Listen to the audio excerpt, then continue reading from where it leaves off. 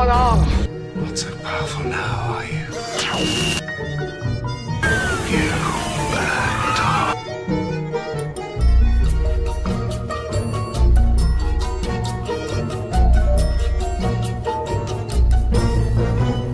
Come inside.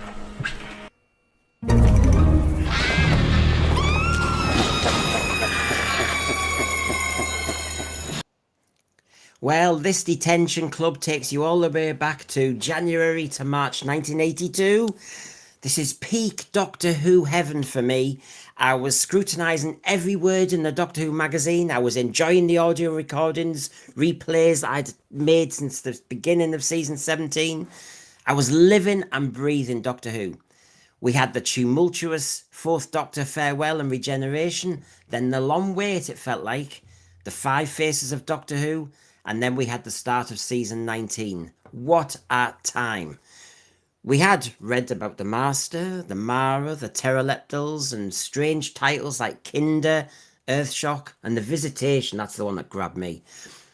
Now we'll share all our memories tonight and our thoughts on the season that some see as a strong season, as strong as any in classic period, while others find it lame, bland and dull. It's one of those. We will discuss the cliffhangers, the stories, the TARDIS crew, the Fifth Doctor, and anything else that comes to mind. Unusually for me, I might riff a little bit along the way. So, got 2 pals to bring on. I'm going to go down under. He's just woken up. He's just had his coffee. Here he is. Good to see you, Dwayne. Sirens of Audio. G'day, good to be back. How are you? Well, I know you're up for this one, aren't you? Season 19. Very much so, very much so. Love my classic Who. Oh, God, yes. And, of course, me and John started these deep dives, so I can't do it without him. Hiya, John. Hey, hi, mate. Hi, Dwayne. How you doing, buddy? You all right? Good to see you both. Hey, John. Good, mate. Yeah. We're going to go for this. This is it. Now, season 19. I mean, where do I start? Now, lads, I'm sorry, but I'm going to throw a few curves at you. Season 19... Season 19's a triumph, says one person. Davison's Doctor is the most human, relatable, and heartbreaking in the show's history. And then I throw up to another person who says, this season was awful, was boring, was padded, was dull. Where do you stand, Dwayne? Well, I mean, possibly, potentially both camps, because I took my mind back to that time when I saw it for the first time. And it was an amazing contrast to the Tom Baker era. And I didn't see it all at the time. My earliest memories are of Castrovalva, Fort of Doomsday, and Time Flight. So I don't have any first memories of those other stories on the first transmission.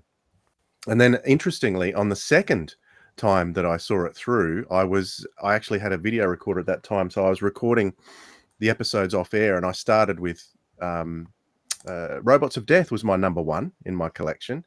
And so the repeats were going through up to that point. And I was very excited about Earthshock because I knew what was, that was regarded as a classic, and I was waiting for that to come. But the repeats at that time went up to the Visitation. And then for some reason, they skipped all the way to Warriors of the Deep. And so I missed out that whole section. Australia did weird things with the repeats back then. I'm not sure what was going on. So it took me a little while longer before I got to see the rest of season 19 properly and have it in an off-air recording anyway. That's like a super villain origin, that is. If they'd done that to me, just skipping a chunk, oh, trust me, I'd have my own secret layer by now. It takes away all that fun. I mean, as I said in my introduction, I was living and breathing it at this point. I mean, I scrutinized every title, what is Kinder, and any little clue that were given in the magazine, or John Nathan Turner would give on Saturday Superstar, or whatever it was called then. I was a peak Doctor Who fan, and so I feel for you, Dwayne, that because I got it in order. I got it in order, so it just went all the way through. So same question really to you, John. I mean, dull, bland, lame, or one of the strongest, and what a Doctor. Where do you stand? I adore this season, and again, Davison was my first Doctor, So I have a lot of loyalty towards Davison as well. But this season has just got some bangers in it. I mean, again, Dwayne brought up Earthshock. I mean, that is so special to me. Just such a great story.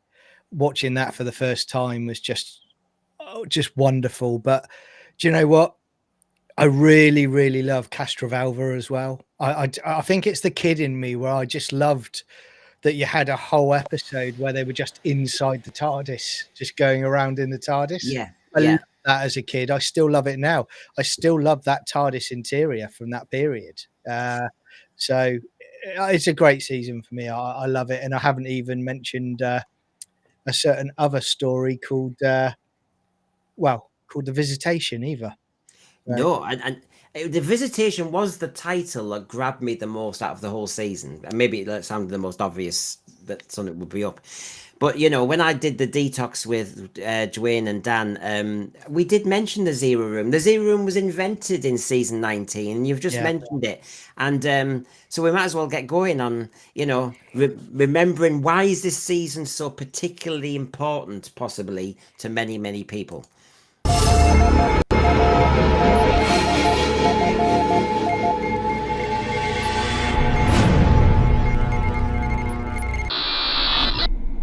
What does the Zero Room look like?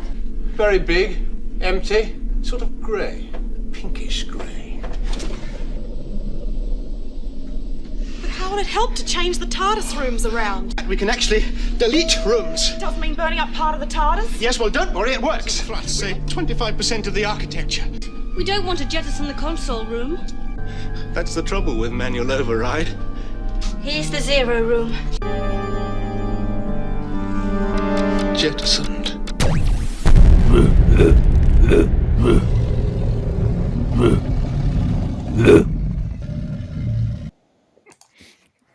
Don't ask. Don't ask. Are they your voices, guys? No. So thanks to Garbage Who for that, we think. No. But yeah, the Zero Room was one of those great things, and we're going to come to that soon. But I think I need to get you, come on, with Doctor Who fans. Imagine you're in the pub. So Dwayne, your best and worst of the season. If you were doing that classic balloon debate, which one would be ditched to get the balloon higher? Which one is your top one? So here we go. There's your choices. Do I have to pick one to ditch? Yeah. If I did, obviously, that it would be Time Flight for sure. It is the weakest one of the season. Unfortunately, it's not the way you want to end a season. However, I mean, there's certain showrunners may have got inspiration on ending seasons on absolute clunkers from this one. But I was always one to. I said I missed Earthshock on the first time round when it was on television, but I did go to a club event years later where they were screening Earthshock there, and I saw it there with a bunch of other Doctor Who fans. So I was very excited to see it. And my first thought was with Earthshock, sorry, John, it was, what's all the fuss about? It wasn't as gripping as I thought it would be. So I think for me, maybe the Visitation stands out as my favorite, and I love Black Orchid as well. I love my pure historicals, and that was the last one in the classic era. So, yeah. And you get to see Adric eat like a pig in that episode as well, which Black. And you get you see the companions out of their regular costumes, which was every time I go back and watch that, the way they're all costumed up every single story was a little bit irritating. But Black Orchid, they got out of that, so that's refreshing. Yeah, as he's watching while eating a sausage roll. Well, good to see everybody in the thread. Maori, Sadako, the Stevens. There's so many I'm going to try and keep up with because they've all got memories. Mad Mackham, bless him, up in Sunderland, says he remembers season 19 watching with his dad, who's no longer with us. You know, this is when Doctor Who starts to really resonate, isn't it? You do remember who you were sat with. You remember something about the time. So, yeah, I feel for people when you start to attach memories like that to situations. What would you do with these, John? Which one would you ditch and which is top, just for now? again, I've got to agree with Dwayne on Time Flight. That's the one I would ditch. Top for me. I'm still going to go Earthshock, but again, I know when I'm enjoying, when I like a good season, and I know something's a good season when there's a few that are quite close to being picked as a number one for me. And this season has it. So, Kinder and the Visitation were very close, but I'm going to go with Earthshock at the moment, just because Okay. Cybermen. Well, garbage. We've got Black Orchid was my least favorite. I'm with you on that one. Actually, there could be something fighting Black Orchid, but we'll come to that later. Farsight Time Flight was the only. What was it? Was the only 80s story I could never remember much about, and neither do I really feel a need to want to watch it again. So Darko picks Time Flight. It is a popular one to hit. If Trin Dilemma was in this season, we'd get it. Michael Nemo, always very, very generous. Never understood the appeal of Kinder. Well, we might get into that one. If I have some of my other panelists on there loved Kinder for different reasons, I have to say. But thank you for that. Always do say thank you. So thank you, thank you.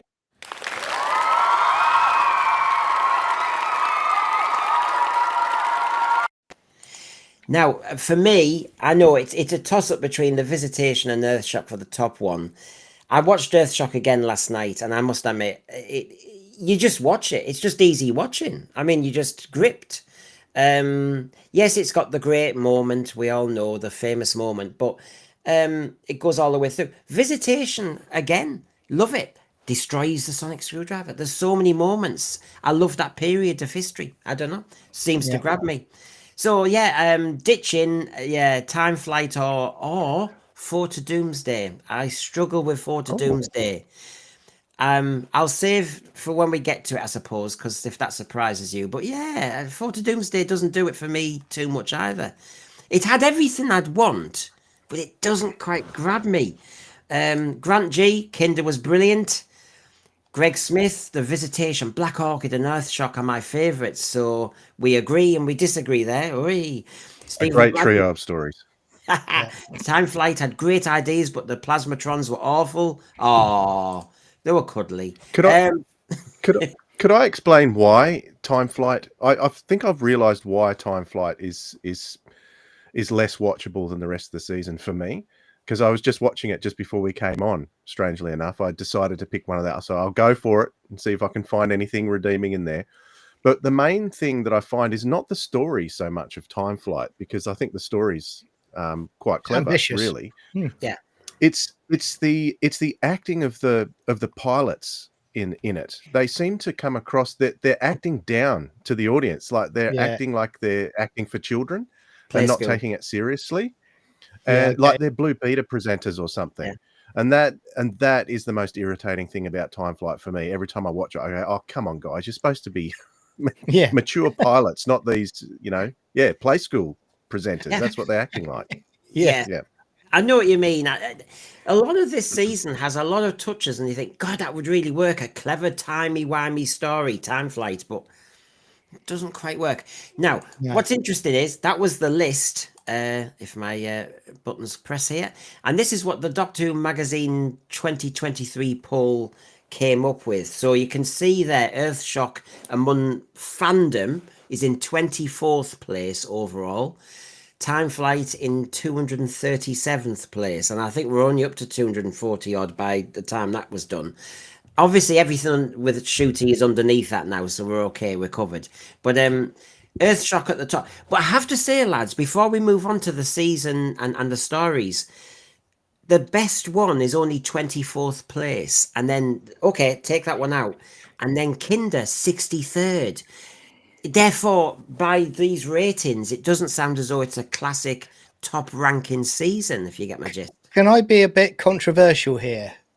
And I think as the years have gone on and we've gone through two, in my opinion, horrible eras of Doctor Who, there are these people now that they will vote for the Shooty and the Jodie episodes, even if they're clangers, they'll give them a high score.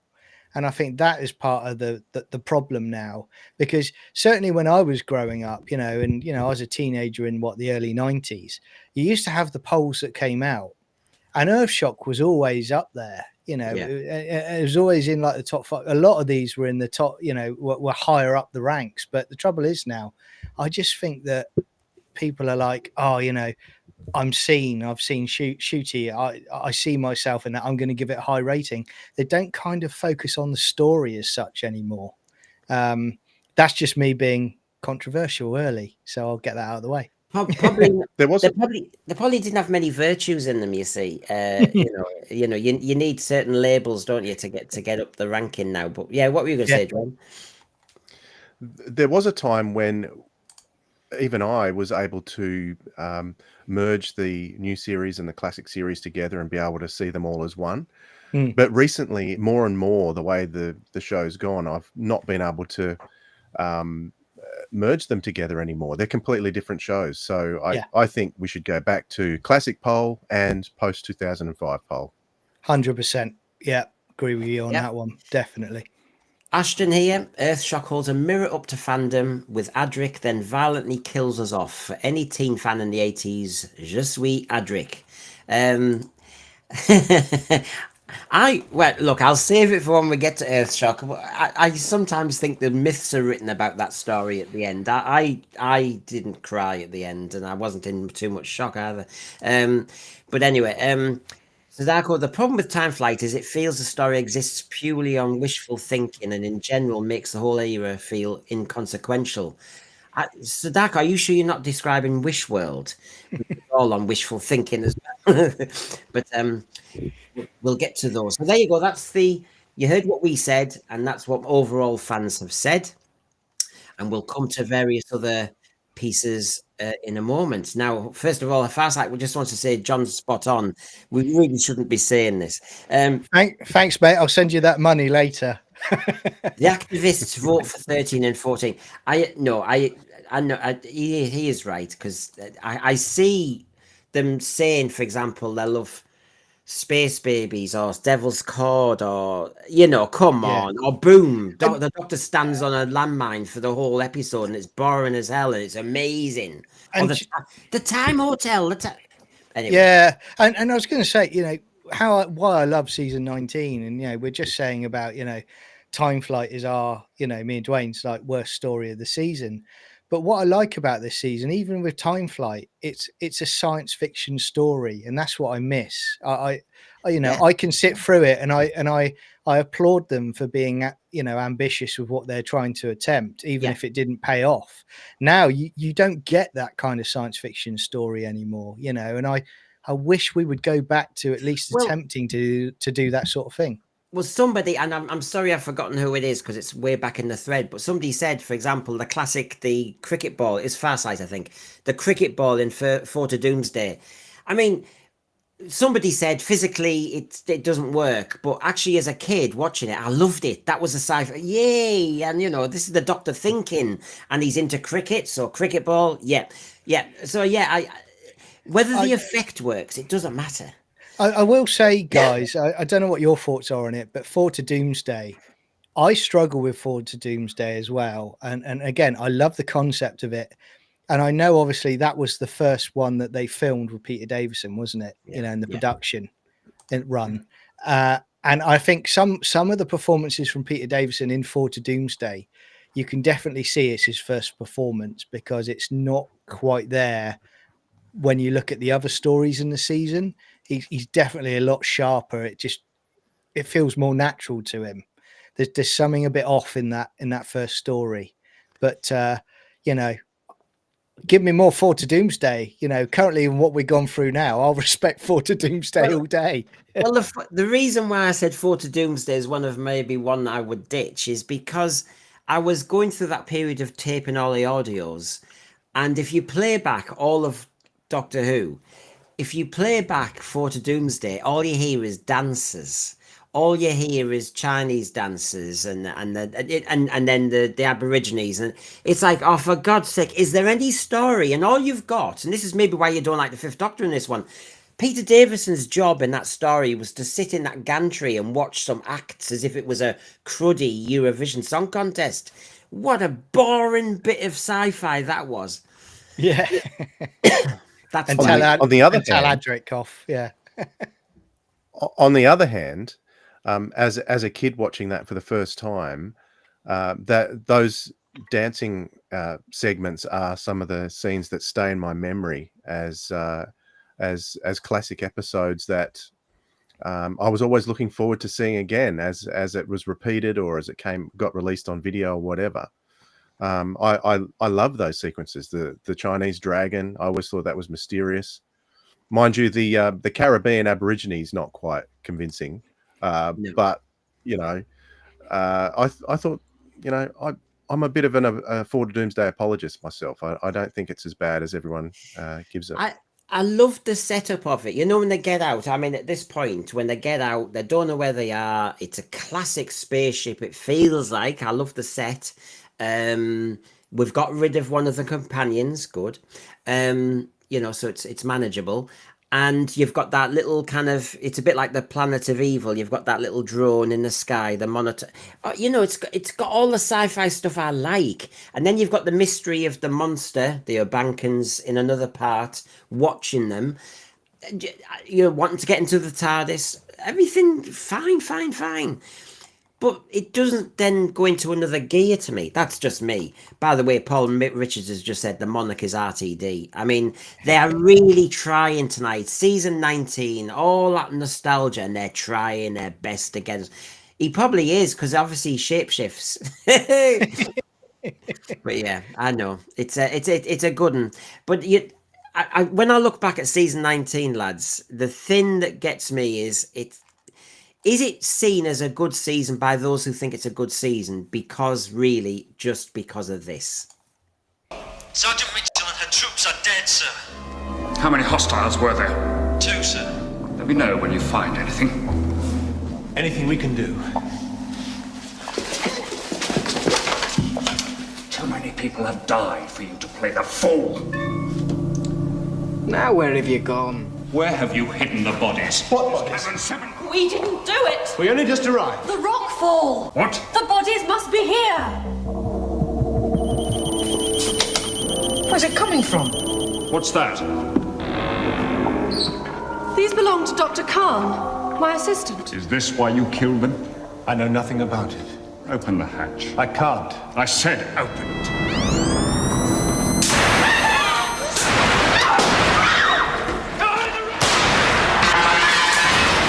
Androids.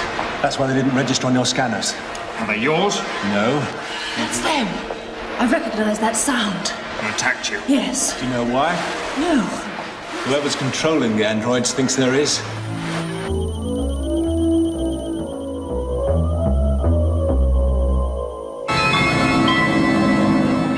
Destroy them at once. I mean, is it? Sadako agrees with my inclination to think maybe season 19 is elevated because of that. Yeah, I will say, I think I've said it before. I had friends in the 90s from school, and they came round, and I showed them in the space of a week. I put on Survival, and they laughed at Survival because they laughed at the outfits. I put on Earthshock, and they loved Earthshock right from the word go. You know, they loved it. They love when the Cybermen turn up. They love the ship, you know, becoming the asteroid that wipes out the dinosaurs, you know, all of that. For me, it's superb. Growing up as a kid, and I'm still the same now, those 80s Cybermen are my Cybermen. They're my era. I know people will say they're overly emotional, but they just work for me. I love them. I adore them. Yeah. So it's a joy. It was a joy. I was so happy when they suddenly turned up, and when I watched it for the first time, and you know, my parents couldn't shut me up for about a week. There are so many things that they do right with Earthshock. It's not just the Cybermen returning. the title is fantastic. Yeah. It keeps the Cybermen a surprise. If it would have been great to not know they were coming and then get that shock at the end. Yeah. That was the Earth shock. It was seeing the Cybermen. You know, if you get Genesis of the Daleks or Revenge of the Cybermen, you know that who's going to turn up at some point in the episode. So it's not that much of a shock to end them on a cliffhanger. But we had the death of a companion as well. And we had that scene with all the flashbacks. So you didn't get that much in Doctor Who. So for fans to see those flashbacks of earlier episodes was incredible as well. Yeah, I felt like some sort of safari hunter that I'd captured a trophy. So when they, in episode 2, play 10th Planet, etc., and I had it on audio, it was like, whoa, I've captured it and I can play this all the time. And of course, it was really played a lot. And you know, when you worry about your audio cassette that you might break it. I mean, how many of us ended up sellotaping together our audio again because it just went kaput? But yeah, but every time you taped, I mean, there's all the stories about the missing episodes nowadays, but you know, at that age to then just record it, the audio, and capture it so that you could then play it again when there was no VHS, there was nothing. It was great. And that's one of the moments, Dwayne, I agree, when I thought, oh, I have now got voices. I just taped the 5 Faces of Doctor Who, of course, and now I was getting a bit more of Hartnell and the amazing Troughton voice. I imagine your orders to destroy me. Oh, you know, it's brilliant. But you see, that story just goes bang, bang, bang, bang, bang. It's a great adventure. Eric Saywidge, we all discovered Eric Saywidge really knew what he was blooming doing. And a high death count. Yeah. And actually, the platoon leader, I forget names. I'm never interested in details like that. He was very good. He was like the brigadier, but not, wasn't he? I mean, in some ways, you think, why didn't they just get the brigadier back? But whatever. The scientist woman in it, I remember as a kid, I actually thought for ages, I thought that was Alison Moyet. Yeah. I kept expecting her to break into song at some point. But they always have these moments in Doctor Who and you don't really question it. You know, in Rories of the Deep, where suddenly the Doctor uses the costume of one of the guards and he says, oh, you've been having a sandwich or something. And it was like, I just thought, oh, this is a bit weird. And then I wasn't thinking there were smells of costumes. And then in this one, the Alison Moyet, she, you know, Tegan said, get your kegs off, I'll have them. It's like, where are we going? Adric could have really done with a love resurrection, couldn't he? Don't give him ideas. And do you know, there are some people, and I know you have just, with Sirens of Audio, just talked about, met Matthew Waterhouse, and you said he was good company. I have to say, I know it's easy for me. I do tend to dislike the Adric character, but actually, in Earthshock and in a couple of others, like in Logopolis, I actually like his character. It works all right. I don't like him arguing with the Doctor. I don't like Tegan arguing with the Doctor. I get so sick of that. And that's one thing with season 19. But I did like the fact that he suddenly had a motivation and he suddenly was standing up for himself a little bit. There was an element of that, you know what I mean? The one thing I didn't appreciate from Earthshock all these years was that scene at the end where he's sort of gingerly going towards the keyboard as if Matthew Waterhouse, the actor, is expecting that explosion to happen. Do you know the scene I mean? Yeah. I know what you mean. And Simon But what Matthew cleared up was the fact that he was directed to act that way because the area that he was working on was supposed to be really hot. So he was trying to touch it, but it was actually really hot. But it looks like he's expecting that explosion, and it's just bad acting. But it's not. That he was directed to do that. And Simon Anthony, who I had on, talked about because he was editing that episode, and he said it was a couple of takes, and I had also the explosion had already happened, so he knew what was coming. As well, but I'll take your version that he was told that it's red hot. It might have been bloody hot because they'd already had one explosion go off. Michael Nemo, as a teen, Davison was too different than Tom. Then after my 30s, now mid-50s, I'm all about number 5. He's my favourite of all. Only 3 comes close. I did struggle with, and I know we'll mention the Doctor a bit more later, but it doesn't matter regarding. We can say something now as well. I did find I did struggle longer than I did when it was Baker after Pertwee. I did struggle because he just seemed so plain compared to Tom Baker, but that was a good choice. And then, yes, I see what you're saying, Michael, because now I quite really enjoyed the Peter Davison years, actually. Yeah, I always found with Davison's Fifth Doctor era. I mean, again, as I said to you, he was my first Doctor, and I love him for it. I always felt that his Doctor's portrayal was almost like he was emotionally vulnerable, like enemies could get at him compared to the other Doctors, Yeah. you know. But I thought his portrayal was great, and it's only a shame for me, you know. I would talk about season 19 that we didn't get more of Davison as the Doctor, and I think, you know, he's on record before of saying that if the writing of a particular season had been the same as the writing in another season, he might have stayed on and done some more. But I just thought Davison got better and better as he went along. Really, it just in this he's great. There's wonderful moments when he's having the back and forth with the cyber leader as well. You know, there's some great moments there. He really is a top actor. There's the Braveheart Tegan moment as well. Yeah. Season 19 can be good, can be bad. We'll make all our judgments, but Braveheart Tegan is something I didn't need. Yeah. I didn't need that because it was one of those lines when you go, when would you ever say any nonsense? Anyway, and of course, Rory's of the Deep and blah blah blah. But why the reason why Earthshock works is the cast. Its scale. I mean, we're nearly 2 episodes in the caves.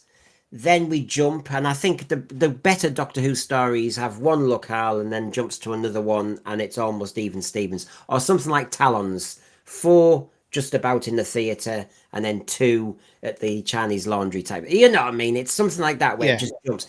I like one other thing that makes Earthshock work, and I should say this as an audiophile, is the incidental music. The Malcolm Clark's music for this one is probably my favorite of the season.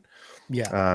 And interesting that, you know, the last thing he did was so different. So such a talented guy, having done the Sea Devils before it. Yes, Brendan, we know you like Adric.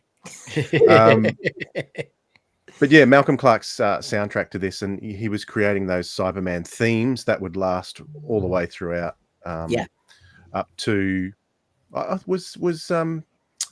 who's the bloke that did Silver Nemesis? I can't remember his name now. Kev McCulloch. Was he copying some of those motifs? I don't think he was, but right up until that point, there was those consistent Cyberman themes throughout, which was awesome. Yeah, but I mean, guys, with these Cybermen, did you feel like me when I saw this for the first time, and I was like, they just look unstoppable? You know, when they're going up the stairs and they're, you know, the troops are shooting down on them. They really, for me, you know, and people are saying, oh, it's dated now. I still think they look great today, but I just felt that they almost looked like an unstoppable army, that they were just relentless. They were going to keep going. But they also looked as though they liked a good gossip and chinwag by the Phyllos. I mean, come on. I mean, I know what you're saying. Right. That's it. I'm leaving. See you later. Speaking of chinwag, I thought it was a great decision to have the mouth able to be seen in this, and I was a little bit disappointed as stories went on that it got, you know, more and more blocked off, and you didn't see, by the time Silver Nemesis came, you couldn't see the mouth moving at all. I thought that was horrific, because I think the Mondasian Cybermen, when their mouths move, make it absolutely horrific, and it reminds you of what the Cybermen actually are. And I thought they did a great job in that, and I wish they'd have kept it going with the clear, see the mouth through the mask. It would have been great. I agree, and you know, to add on to that, and I think I've said this before in a previous show, Brendan, but when you look at when New Who came back and you had the Cybersmen, you know, I never quite liked them because yes, there was the stomping, but they just basically made them as brains in jars. Whereas this, you see the Cybermen, like Dwayne is saying, you see that there's horrible, horrific surgery and modifications underneath. There's a humanoid creature under there that has been being subjected to something to make him what he is. And I love that. It's just so cool seeing that as a kid. You know, I'm not a horror fan, but it's that little bit of horror element of what's underneath there. You know, and yet they're inconsistent, the Cybermen, and I love them for it. So, for example, they're supposed to have all the emotions taken out. You know, we had the clip from William Hartnell, love, pride, hate, fear, and all that stuff. But actually, they want revenge on the Doctor in this one. Keep him alive. I want a word with him. You know, all the way through, the cyber leader is full of emotion. Yeah, and then excellent. Yeah. Whoa. He's like a dodgy Ofsted inspector, because I have to say, those moments in the silo in episode 2, when there's just the two of them, him and his assistant, his deputy, he's been, you know, upgraded. And every time he goes, "What's happened to the bomb? What's happened? It's okay. We've got a decoy. Right? Okay. Right. Well done." And then the next minute is the ship has detected where the energy surges come from. Was this planned? And I have to say, this is what I miss about the Cybermen. Actually, you have this kind of two-hander. You've got the dodgy deputy, and you've got it's riddled with humanity. But I don't know about you guys, but whenever I've watched a Doctor Who story since, it's the David Banks voice for me that always just resonates with me. It is superb, and Dwayne, I know you'll follow in on this as well. But you know, I loved it when they finally turned up in the Big Finish audios. You know, and I was like, "Oh, great! I've got my '80s Cybermen with the voices again." I was so excited. You know, just from the trailer, hearing the trailer for the first time, I was like, yeah, that's coming. Can't wait to put that on as soon as it comes through the door. You know, iconic. Love it. Yeah, because not only did we get David Banks, but Mark Hardy also came to Big Finish as well to do his Cyber Lieutenant, which was a really nice nostalgic throwback to that time period. Yeah. But the Cybermen are really one of the most changeable designs in Doctor Who, aren't they?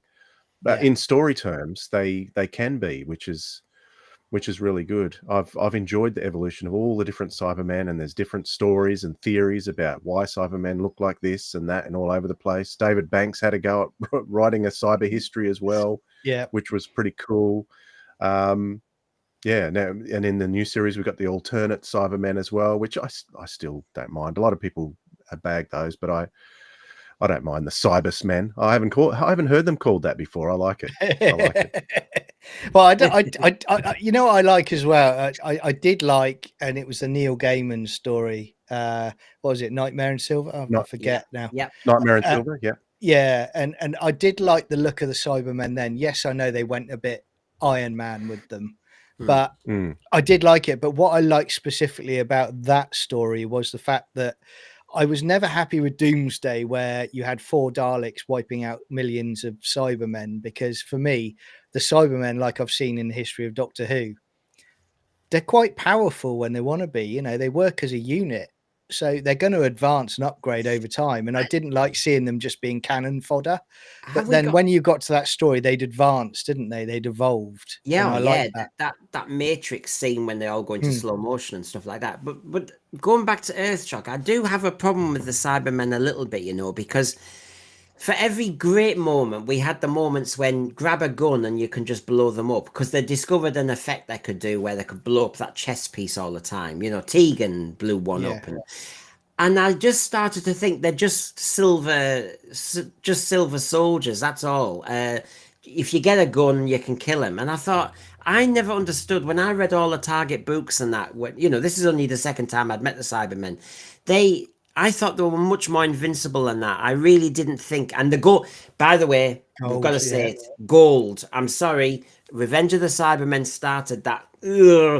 And when you saw Adric's golden badge with just a bit of gold on it, was a cheap and nasty teacher's award, wasn't it? It was crap. He was quite allergic, wasn't he? Yeah. That's not going to kill a bloody Cyberman, for God's sake. You know, if you see the size of a Cyberman in Moonbase, are you going to take your little tacky gold badge and try and rub it on his front? Excuse me. Yeah. It only takes a peanut to cause anaphylactic shock, so maybe it's the same for Cybermen. Is there like a disclaimer on badges for Cybermen, like, warning may contain gold? Yeah, yeah, they can't take. I mean, yeah, maybe they need to have Traces of gold, mind you. Yeah, traces of gold. exactly. Yeah. So yes, the undermining of them started, and I felt with the guns, and I missed something from Revenge of the Cybermen. I know you go back to Invasion and that, and although they've got that whole kind of kind of harmonica set up there, but accordion set up, but I would actually say that guns versus guns, it's got a little bit like that, and I don't know, it didn't appeal that way. I like the headset, like the mouthpiece. Not sure I like them. So when the cyber leader says, "So, Doctor, we meet again," is he supposed to be the Revenge of the Cybermen? Was he the cyber leader from there? Well, if That's he a was, great Or question. did Big Finish truthful, retroactively add that in their stories later on down the track? well, if he was gonna, David Banks then should have if he was from Revenge of the Cybermen, he should have had his hands on his hips and gone, "This is an amazing spectacle," and done something like that. But Giving him a massage. yes. Oh God. Yeah, I mean, it's a funny one that because when you see Revenge of the Cybermen, it's established that they're going around in a spaceship and they've got parts to make more Cybermen. Because that was what I never quite. As much as I love Revenge of the Cybermen were effectively made as machine creatures in that story, weren't there? There wasn't an organic element to them in that story, essentially. But this comes back, and you do feel that there's something underneath that outfit that they've got, that the protective gear that they've got, and they do look invincible. But I think I was just going to say, someone in the chat just said a few moments ago, I think it was Greg Smith, and he said about Cybermen are like the Borg in Star Trek, you'll be assimilated. And I do know that it's well known that the production for Star Trek did take the Borg Cybermen as inspiration for the Borg.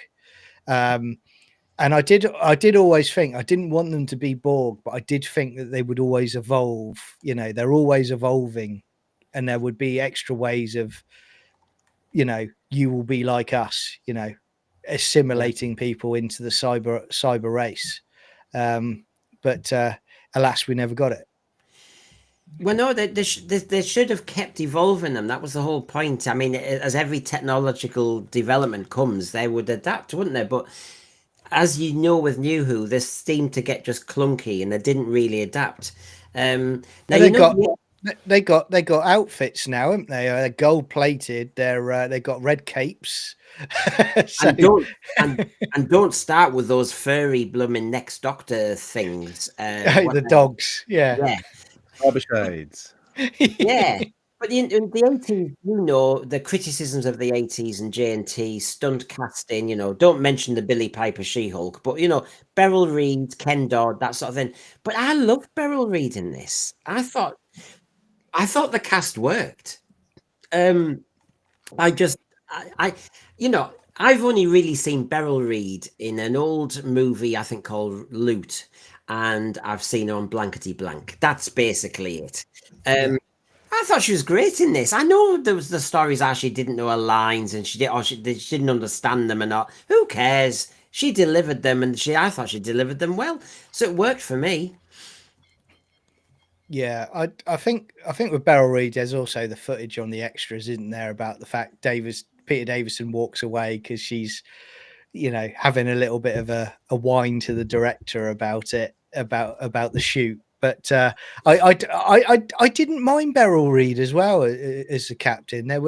There's some nice little lines, where what was it? Is it Ringway that betrays them, and she's like, he's just recovered, and she's like, "Pity, I've just thought of a very nasty epitaph for him." There's things like that you're like, that it just works in the story, So, and can I say before I forget, one of the great moments in Doctor Who, we all know how effects were tricky in those days, but that effect, I still love it when that Cyberman's about to attack the bridge, and Yeah. Love it. Absolutely. Good I thought, this is brilliant. This is. I mean, honestly, they were getting attacked from all sides, weren't they? One door comes down, then they kind of do this radiation effect on the other one, and then suddenly they blow the whole thing up. You get action, action, action. Brilliant, brilliant. Absolutely loved it. What I was going to say, guys, as well, and that you just brought up, Brendan. Sorry to jump in. It's was I like the fact that in a visitation they've destroyed the sonic screwdriver, so the Doctor is thinking of things without the sonic screwdriver, which I really like. whereas now if they'd done it, it would have been just use setting 407 on the sonic screwdriver and it'll sort it for you. Yeah, you just do this. You good go decision. I'm in 2064. What is this? Hold on. This tells me, I mean, honestly, this tells me a script. Pathetic. Absolutely pathetic. These people think they're script writers nowadays. Whoa. Yeah, no, great story. Great story. Think of the merchandise, boys. Think of the merchandise. Yeah. So, I mean, I think we've fallen into Earthshock because I actually showed that cliffhanger. That cliffhanger, though, is just absolute. I struggled to edit it because I thought the build-up is so part of the thing, having played it to death on audio. And that moment when you are going through the eyes of the android, and you know what's well, you don't know what's coming, but you know you're going to find out who the monster is. Oh God! I when I did the cliffhanger show recently with that cliffhanger, I think it was Paul, and I could see in Paul's face, he's still living it. And I God, that excitement was off the scale. I remember going downstairs after audio recording it, and Mum and Dad aren't into Doctor Who, and I'm like, you won't believe what's happened. Well, we don't care, but you won't believe, Yeah. How many times in Doctor Who did that happen? Not much. I think my mum and dad, obviously, because this was my first era, so my mum and dad kind of egged it on because I was sat in the lounge with them, with my brother as well. And it was like, as soon as the Cybermen turned up, again, I'd not seen the Cybermen before. They were new to me from this story. And my mum and dad were like, oh, Cybermen are here, John. How are we going to get out of this one? And I'm like, I'm just there like that.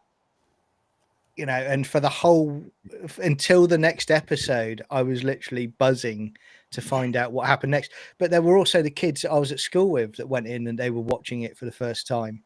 And they were like, did you see that? And we're playing in the playground, Cybermen chasing people and all of that. That's what that story did for me, showing my age now. But as me and Paul were saying with our cliffhanger show, the androids were good enough. The androids chasing you around the caves was good enough as a Doctor Who story to then go up the scale. And then part 2 is actually, I think, probably the best episode. Part 2, you had the bomb. You had Cybermen suddenly talking. You got to see them properly again. They're in the silo. They've got all this stuff. And then you jump to another location. I mean, come on. It's a bit Wheel in Space suddenly. I know Eric Sayer was just doing his tick list. But wow. Wonderful. Yeah. But yeah. Yeah, it's fantastic. And once again, I refer back to the music because my first experience of Earthshock was from an album called Doctor Who: The Music, which really featured a suite from this episode. So when I was hearing all this, when I was seeing the episode for the first time, I'd had the music in my head first, and it really is possibly one of the most effective pieces of music. I'd say probably in the 80s for sure. Yeah. And it had touches of, and I always forget the names at age, but the Revenge of the Cybermen, that music as they're walking with their metal handbag, it and the counter. It's just lovely touches. Lovely touches. Why did the Cyberman need a handbag? Yeah. So, anyway, I should just kind of give us all a little mental break for a moment. We love Jeopardy and Doctor Who. I may ask you about season 19, the great cliffhangers and Jeopardies, but here we go with just a little touch.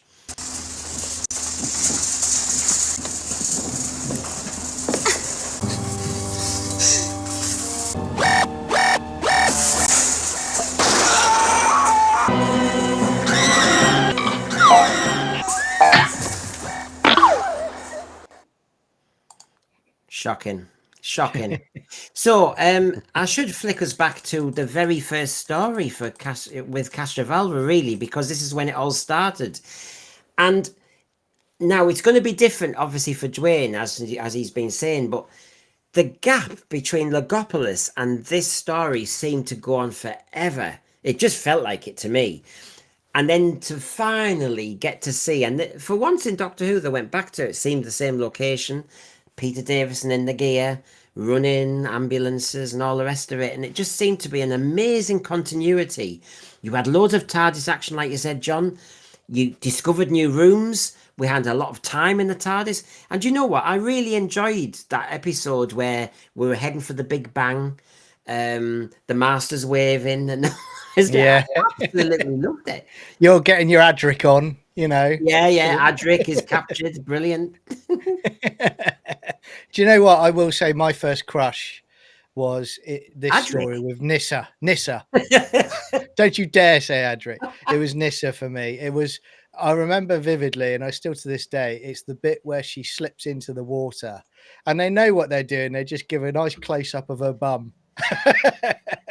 That's it. And then she does the ew straight after. So yeah, that was my And first she gets crush. out of that Traken skirt, doesn't she, and puts the slacks on, which is Yeah.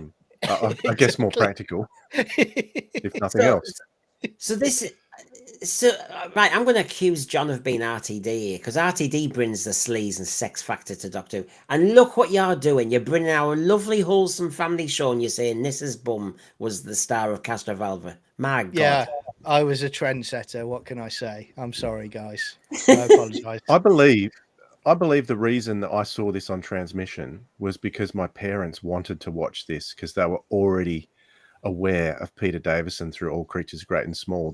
We all watched that show as a family, and sometimes I think the Fifth Doctor is accused of being a bland Doctor. But if you compare his character here of the Fifth Doctor next to his character of Tristan Farnan, yeah, man, you can see even at this point how great an actor Peter Davison is. And is this possibly the first time we've ever had an actor who was already well-known, established on-screen person as the Doctor? I think it is. Yeah, I mean, Hartnell did the movies, but yeah, not established as such as on TV. But I will say, I think you're absolutely spot on with that, Dwayne, because my parents watched. I think this is one of the first times where my parents watched it because of All Creatures Great and Small. But they also, there was a time now. This was a time when they would watch anything that Peter Davison was in. Like when Campion came on a few years later, they watched it. They didn't necessarily know what Campion was about, but Peter Davison was in it, so they watched it because of Peter Davison. And I think Tom was sensational, but this was probably the first time where we were starting to get people tuning in for the actor playing that role, you know, because he was established in another series than we did before. Definitely. Well, of course, and unlike other Doctor Who actors, he's never been out of work either. So he's but he had about probably the most successful of the next to David Tennant, possibly one of the most successful actors. Yeah. Well, I mean, I've got people here. I mean, Lipskin, Troughton was an established actor. My dad will tell me, because obviously, you know, when I was at Lonley, my dad, it was seeing Troughton because he'd seen Troughton as a kid through all the historicals, and, you know, he'd been Spanish ambassadors and everything. So my dad knew him pretty well from TV. And William Russell, of course, who was in a lot of historicals and was pretty well TV established. Obviously Robert Payne's pushing back and saying, John Pertwee, hello, big radio star. True. Navy Lark, but I think when Dwayne was mentioning about TV, and I think I would agree with him on that. I think Troughton didn't he do Robin Hood? Was that right? From memory, it was Robin Hood, wasn't it? I do think Davison. I think Davison, more than the others, he also had lead roles. He was always in work with lead roles. I think that was a difference for me. I didn't hear that he was necessarily having, some of the others were having lead roles on TV shows. I think it was quite a risk for him and for John Nathan Turner, because it's right. And we've got Doug here. I think Dwayne is correct. Peter Davison was a huge star. I recall at the time, I almost had doubts as a fan because he was in All Creatures, he was in Sink or Swim, a sitcom, and what was the other one you've just said? And he was on Button Moon. He was singing the theme tune. He was everywhere. He was really, you'd see him on Give Us a Clue with Parkinson and Lionel Blair and all that. He had his comedy, didn't he? That he did at the Sink or time. Swim, and where his brother ends up being in Caves of Androzani. Yeah. So he was everywhere, and he was a big showbiz couple. Him and Sandra Dickinson. He seemed to be so exposed that in the end you thought, oh, I don't know if I can believe in him as the Doctor. Now, I certainly can now. And this is where Stephen Moffat did his love letter to him, didn't he? When David Tennant and him met for a few minutes. And yeah, the little touches with the glasses in Frontius and stuff like that. And I do think he really did think of little touches. I mean, people are going to mention, for example, Dwayne, I've seen them already in the thread talk about the cricket scene in Black Orchid.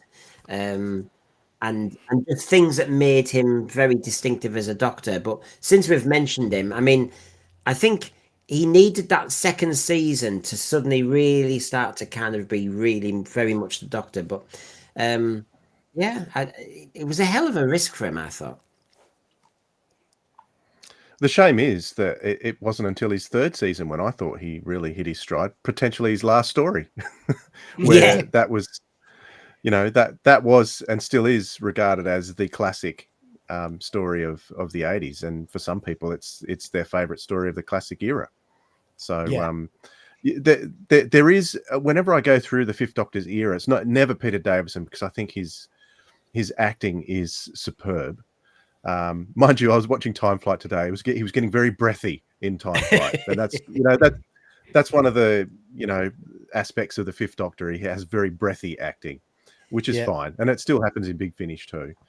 But I watched the Fifth Doctor era, and I just get a sense of like blandness through the three seasons, which I ultimately get to the end. At least they save the best till last. That's one thing.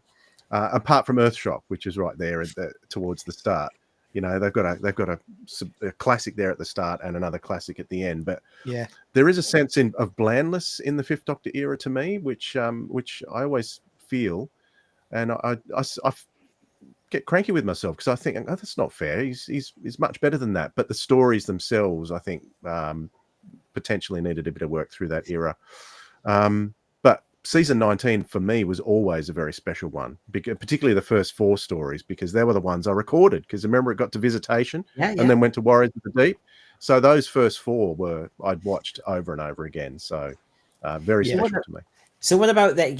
Just as we're on to the Doctor, these are a few kind of positive and negative criticisms of him. See how you're thrilled with season 19.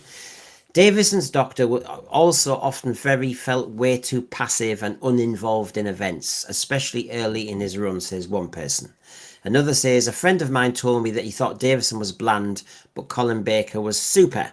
Another person says the Fifth Doctor is markedly different character from the iterations around him, and Davison was subject to criticisms from fans that his interpretation of the title character was bland or boring.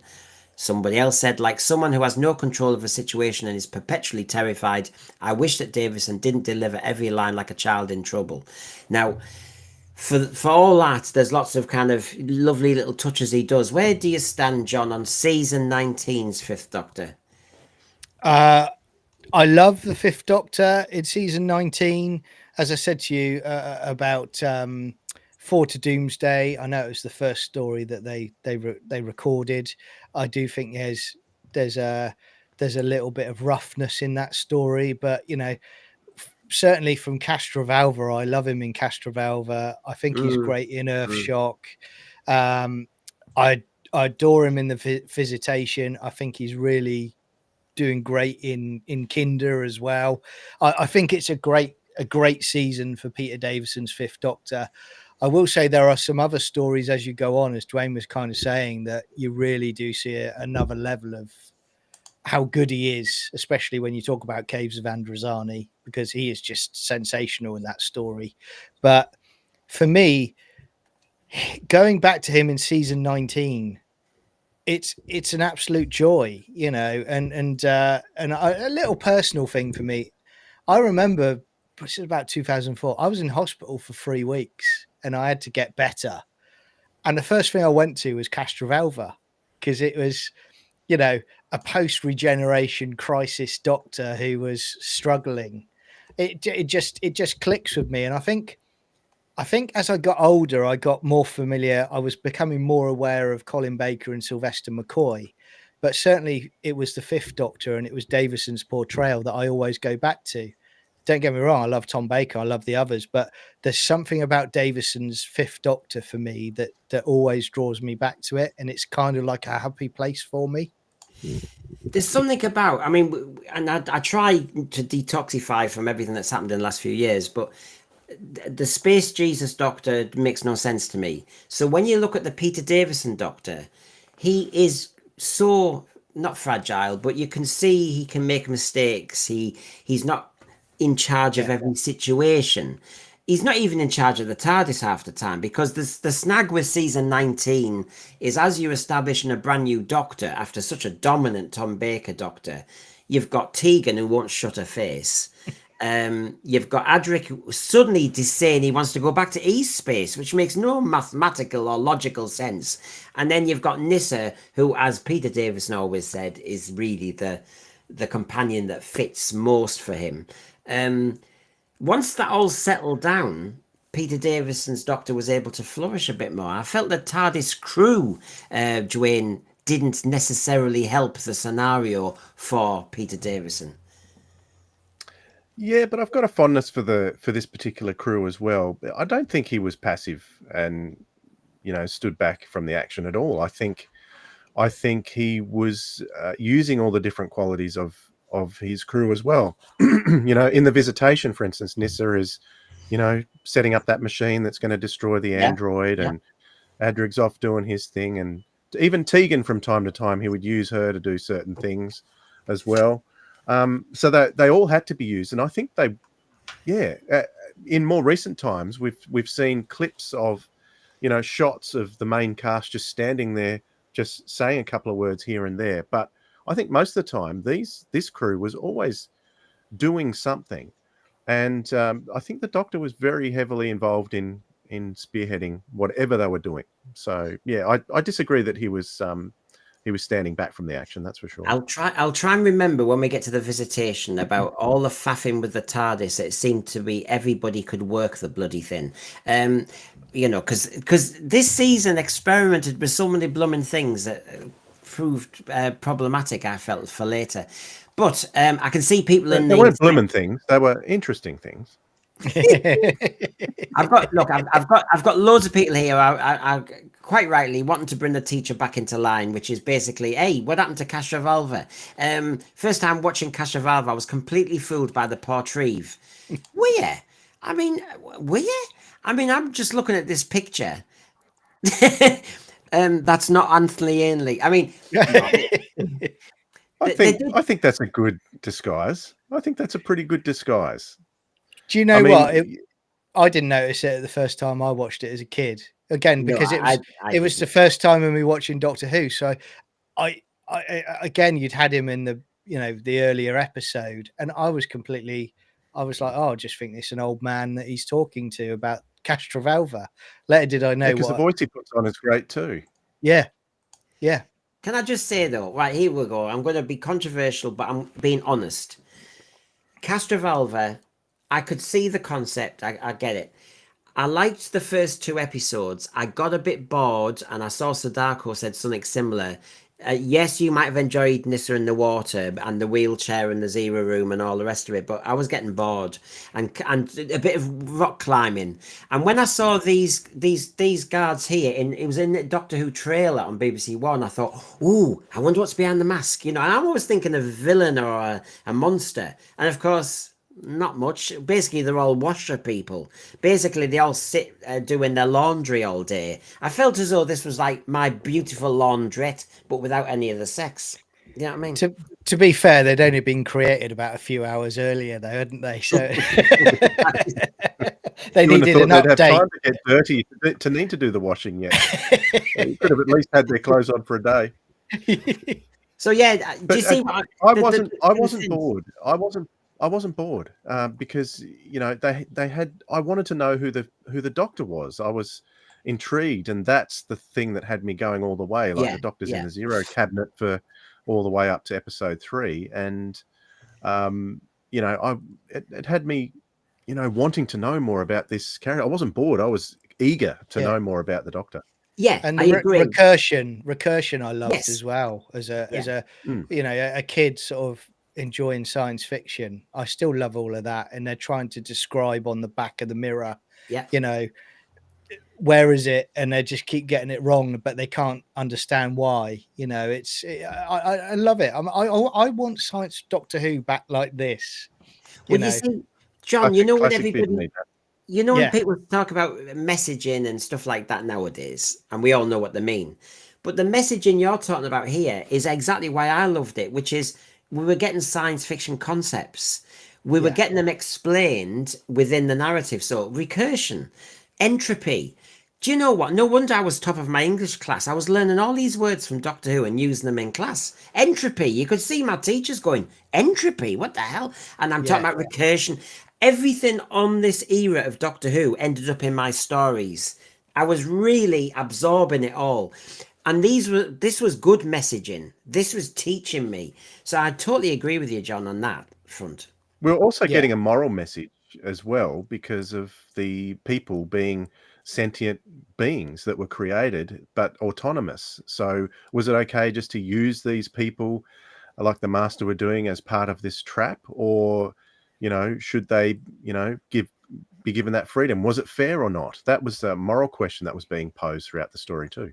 I think you're right, and I think I also, you know, it's quite chilling at the end when the doors are closing, and you're hearing all the screaming going on, and you know the Masters, they're holding him back, and he's trapped in there, and you hear all the screaming, and then suddenly it's gone, and you're thinking they've just been completely wiped out. You know what's happened to the Master? He's back. I saw Farsight say that, but then equally, Lipskin says Castrovalva should have been a much better story, especially as a new Doctor's first story. You think of Power of the Daleks, Spearhead, you think of Robot. Yeah, what do you reckon? I think it was a good story to start a first season of a new Doctor. I do. I like I said at the beginning, I love that first episode where you have a lot of bulk of the scenes are in the TARDIS. You know, you've got the Zero Room concept that's added to it. I like all of that. You know, I've heard people say about before it's like gear porn, they call it. You know, where you're seeing all of the tech being explained for the first time. That was great, and I love the event one. I love the fact that they're making sure in this story that this Doctor takes longer to be himself. You know. And even when you're getting later in the episode, he's still there. He's still taking their concoctions. He's drinking it, but his mind's going still because he's what is it? He says he goes, what library, what books and stuff like that. So he, you know, it's down to the companions for a lot of it, you know, until he's got his senses back. I really like it. I think it's top draw. And if you think about it, this is the third part of a 12-part story. Yeah. So which started at The Keeper of Traken. This is the Master Trilogy. It was even released on DVD as a trilogy. 100%. So you know, this is part of that particular story. So it's the Master's arc that was started previously. Yeah, it just felt like grown-up Doctor Who because of it was a trilogy, because it was developed, because you know, you read about the Master being a lot in John Pertwee stories, but I wasn't living it in the same way. I discovered the Master right at the end of that period, so I never got there. Oh, it's the Master again. Oh, it's the Master again. So to get this with Anthony Ainley was amazing, and I have no problem with the disguises. Maybe the time flight one is a bit interesting. I loved it though. I have to say, I'm not one of those who says, you know, you have to go back and change talons and all the rest of it. But I like Khalid. I actually liked it. Although I must admit, why did he have to with this world go? Yeah, Yara, sharam. Yeah. I mean, what's all that about? That Don't know, but it sounded good. I've got an interesting story to tell about that. I don't know if you want me to tell it now or tell it later, but yeah, No, go there's some on. very interesting. Well, that and Black Orchid, at the time that I eventually got to see these episodes from Earthshock to Time Flight, the ABC was screening them at 4:30 in the morning. So I was very excited about Black Orchid in particular, because of it being the pure historical. I was always a lover of it. So I would sometimes get up and watch these episodes at 4:30 in the morning when they were transmitted. And Black Orchid in particular was one. And you know how when you're sort of sitting there watching television, but you're only half awake, so everything that you're watching, and then you doze off and everything seems to sort of turn into a dream. Well, that is how I first saw Black Orchid and Time Flight. So when Khalid came on and he's doing the Shara Sharam, that was almost like a dream to me. So I kind of woke up and went, oh, what did I just see?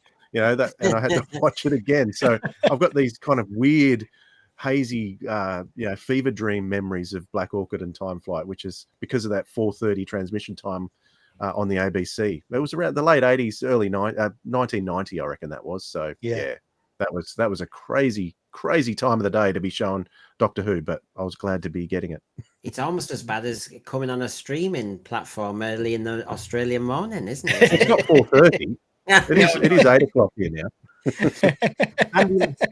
Candyman, watching Davison slowly pulling the scarf apart was a little upsetting.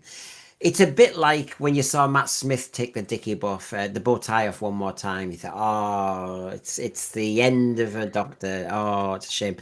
The figures, as somebody noticed, whatever story I show in this season, the ratings are extremely healthy. Although Time Flight does end on a bit of a bum steer because it loses 2 million in 4 episodes. And as you know, it was 2 episodes a week. So in basically a fortnight, it lost 2 million. I'd have done a show about that. So yes, good old Time Flight. I think also, you know, this was also a first story where the outfit, as Davison has said, was, you know, prepared for him, you know, and you get there in the first episode, you get there in that first episode where, you know, the cricket outfit is already set up, ready for him to put on, you know, there was no changing in the wardrobe, was there, with this story? It was like, no, that's what you're going to wear. It's there. It's sat for you. Go on, go and put it on. I mean, you could argue. I mean, why did the Master have to do camouflage all the time? I mean, whether he was Khalid or the Master, did it matter? Not really. But no. I know it's part of the theatricality of revealing somebody. But when you're talking about the shooty Doctor getting changed 3 times in an episode when nothing even happens in the episode, so the most exciting thing is him getting changed. So in other words, a dearth of plot.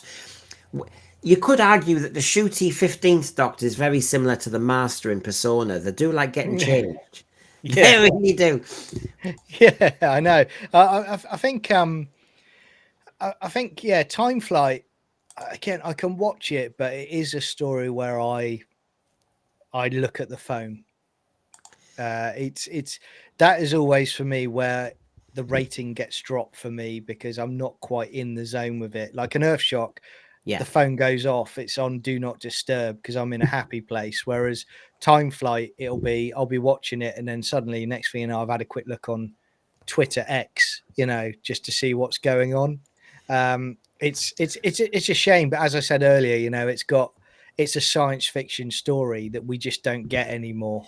You know, it's a shame. Can I explain to Graham why he thinks that Time Flight reminds him of the 3 Doctors? Certainly. It's the gel guards, the bubble gel guards. They're very similar to the bubbly creatures we've got in Time Flight, because I've thought the same. Yeah. Good point.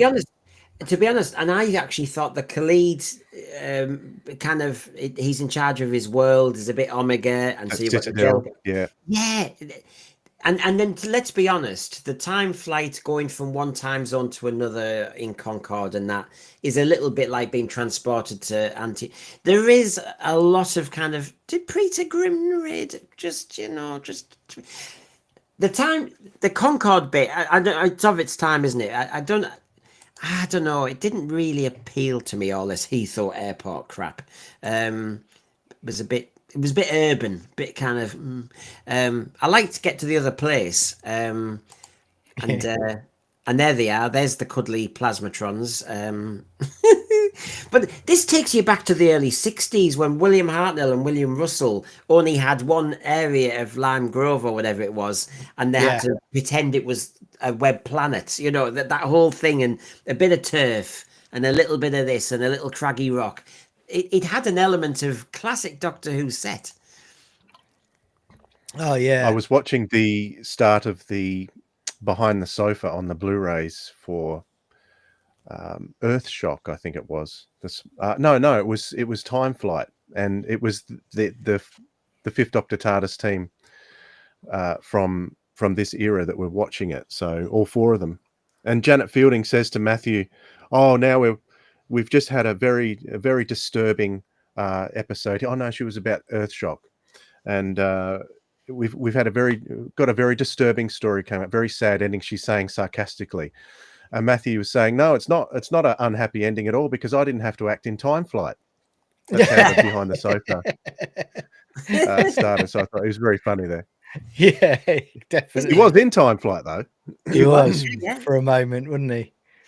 Wasn't it funny though? You see these Zerafin, and they look a bit more kind of Doctor Who monster, and then you see the monster we did get, and you think, oh, it's a shame because both were designed and one should have got more play than the other one, really. There's the good old 1960s style set, I would have thought, with a bit of AstroTurf and the leg of a Concorde. Very, very strange times, I suppose, really. Now, let's just kind of cheer everybody up because obviously the Who Pet merch is open and obviously it's really important. And John, you've said you wanted to buy some Who Pet and Sense for your merch, and I'm Dwayne. Oh, absolutely. There's so much to buy. This is a Who Pet sweatshop, Grandad. Nonsense. We need to make money for the Sense for you. The Whovians like a bit of junk. Any old iron rag and bone man here. But I've got some brilliant ideas, Grandad. I could make some sense for your diapers called the Green Death. You wet wipe, you've never made a bob in your life. I have, Grandad. Roll up, roll up, roll up. And see these funny little creatures in the native habitat. Watch them go through their funny little tricks. Poke them with a stick and make them jump. I don't trust them. Let me just try Dwayne with a few then. Dwayne, would you like to buy the swimwear range Underwater Menace? Of course I would. Then go down to the jazzy days. Wouldn't be seen without them. Yeah, I mean, you're an Aussie. I mean, come on, this is right up your street. I could go up to the top end and swim with the crocodiles wearing that easily. Scare them off. Oh, I thought that would. So there you go, Who Pets. Get one sent to Australia, to Tasmania. There we go. We've sold one. Ka-ching. And what about you, John? Makeup. No, you did say you liked Adrix. I thought you were on the turn, but it's fine, mate. It should be the clay mask of Mandragora. Yeah. Oh no, this is more John's. Here we go. No, it's not really. Do you want exclusive discounted membership to the exotic dancing club called the Snake Dancers, John? Would you like that? Do you know what? That does sound like somewhere I've frequented before in my past. So have you been doing some research, Brendan? Is that what's been happening? All autobiographical, yes. So, well, we're trying to make money, and we're desperate sometimes. What about this? You seem to like your swimwear, so what about this then, Dwayne? What about this Beast Below underwear? Oh, absolutely. I mean, that was made just for me, wasn't it? That would go down well in the bunny household, wouldn't it? Well, absolutely. No wonder he's grimacing. He's just come down from up there, isn't he? Look, by the looks of it. Oh God! And there's our final one. What about some Seeds of Doom underpants? There you go. Yeah, I think let's lots of underwear to choose from. There's a lot of Yes. underwear. We do underwear range. We're very good. There's some sort of Sense Fair Brendan fetish going on tonight, isn't there? Yeah. I pay to troll other channels. The sense sphere Yes. stickers should be on the back. They shouldn't be on the front. See, should be on the Well, spherical part of the underwear. Branded arse. Yeah. Well, Willie Stroker, unfortunately, he's called Willie Stroker. Willie Stroker did think that we should have the orbs on the front. He thought that was neat, but unfortunately, people might read into it. So, sorry, that was our little pregnant pause. For those who were wondering, is there some problem with the technology? So, let's move on. Let's move on. Wonderful bit of product placement, mate. Well done. Hey, how many streamers say t-shirt? We don't do that. We do underwear. We do, come on. Well, there you go. You can see Photo Doomsday builds an audience through, despite what I said. Very consistent. Yeah. Very consistent ratings. There's something about the Bunkans that didn't work for me. And do you know what? I preferred the Stratford Johns outfit than them having to just look like they were in an 80s costume. I don't know. I prefer that. It's good. Production wise, it was. I think there's a lot. There's a lot in this story. There's a lot more that could be explored about Urbanka, the Urbankans. What happened in the first place, and how this started off. It's all kind of skimmed over within the story, but I think it's a much more fascinating race than we ever get to experience within the story. Yeah, I got a sense of the Hitchhiker's Guide to the Galaxy. Oh, really? The Vogons? Yeah. Just it is the Vogan ship at the beginning. There's just I don't know. Yeah, you're right. It does look a bit like that. So that was all, folks. We all have our kind of associations and maybe prejudices. And Photo Doomsday, I seem to think of Hitchhiker's Guide to the Galaxy for some reason, and then of course my audio recordings. And why am I looking at a monster looking like that? It didn't do it for me. Well, it did it for me. Yeah. Yeah, you lot were getting served up nicely, weren't you? The thing with Stratford Johns, was he potentially the first stunt casting by JNT, because he was very well known as well throughout. Like, wasn't he big in Z cars for years and other things? Yeah. Yes. So he was very well known too. Yeah. Yes, he certainly was. And Jamie's just ran upstairs to remind me. I don't want to be rude. Thank you, Michael Nemo. I missed it by doing my merch. I was trying to make. Oh god, yeah. Hadn't realised how many variations of Davidson's costumes they are until I started collecting the action figures. Many different bits on his outfit. I always remember the Planet of Fire one when he had a little fancy waistcoat, and then you have that was cool. A red and a black. That's a bit of a deeper one, isn't it? But yeah.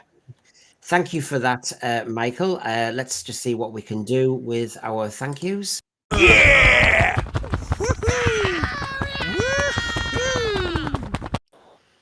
Yep, there they go. Android, it's a bit Android Invasion. You got a bit of that, didn't you, with this one? Yeah. Bit of Quark from Tenko. Pink Panther. Yeah.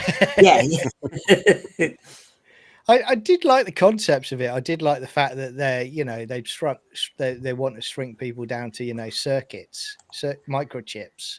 Yeah, that was it. That catalog everybody. It's a really clever science fiction story, and I do like the whole. They're going back and forth over the centuries. That was all great. I mean, that's Doctor Who for me, and it's good sci-fi writing. Again, I still think that the Photo Doomsday sets they look great.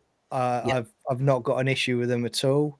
I think the production, the thing we always hear as Doctor Who fans is, classic Doctor Who had wobbly sets and all of that. But when we get into this sort of era, like this story, I don't see a problem with it. I think it's production wise, it's very good. You know, give me It more. was very contemporary, wasn't it? With personal computers coming in. Yeah. IBM was making personal computers. Apple was just starting off. So, yeah, they were right on top of current technology at the time with all the circuitry and things like that. So, that was really good use of that. What was going on in the world at the time? Now, one of the allegations or criticisms made of season 19, for those who do feel a bit more negatively inclined about it, say something like this. And I'm not saying Doctor Who fan being negative. Yeah, Come no, on. toxicity only happened when RTD came in, so he says. Paul Richards says it's similar to the Ark, which miniaturized people for the journey. And the reason I'm bringing that up, Paul Richards, to the panel is because you do look back over all Doctor Who seasons, and there's always echoes of other stories, and that's not a problem. The issue is sometimes in season 19, you can see it would have maybe been better with 5 stories or something like that. Nowadays, we wish we had more proper stories. But in those days, you sometimes think there's a bit of padding here. This has just been, the 2-parters. I used to sometimes wonder, not necessarily Black Orchid, The Awakening I thought was a waste. But, they've just been thrown in just to kind of add up the numbers. Photo Doomsday, for all it's clever, for all it's some great sci-fi concept, I didn't think it needed 4 parts. I do think it drags in certain places. Here. Yeah. But what I would say is, as was just said about the Ark, I get that, and I think with Doctor Who, I think because it can you can travel anywhere in time and space, you don't have as many rehashes of former stories as you do in other sci-fi shows. I mean, to give you an example, if you look at the current iterations of Star Trek, I think they've just done another crash ship on a planet with one survivor with the enemy, and they've got to make friends, which they've done about 4 times now in Star Trek history. So they do rehash it a lot more. Doctor Who doesn't tend to do that as much because I think it's got a, you can go in time as well as space. But again, when you look at what we've had the last few years, season 19 is just, it's like a comfort blanket again for me. It's just something nice that I can put on, I can relax to. Yeah. I'm just in a really happy place with it. Yeah. Peak Doctor Who fan. I just love it. Well, Garbage Who, as you know, does all our crazy cliffhangers, adds bits and bobs and all the rest of it, and he has his own channel, and I'll keep meaning to do this, but this is just the right moment at the right time, everybody. If you haven't seen Garbage Who's channel, then this is an advert for it, and since we're doing Peter Davison and season 19, this seems quite apt. So we'll see you on the other side of this. Enjoy. Garbage Who, give him a subscription.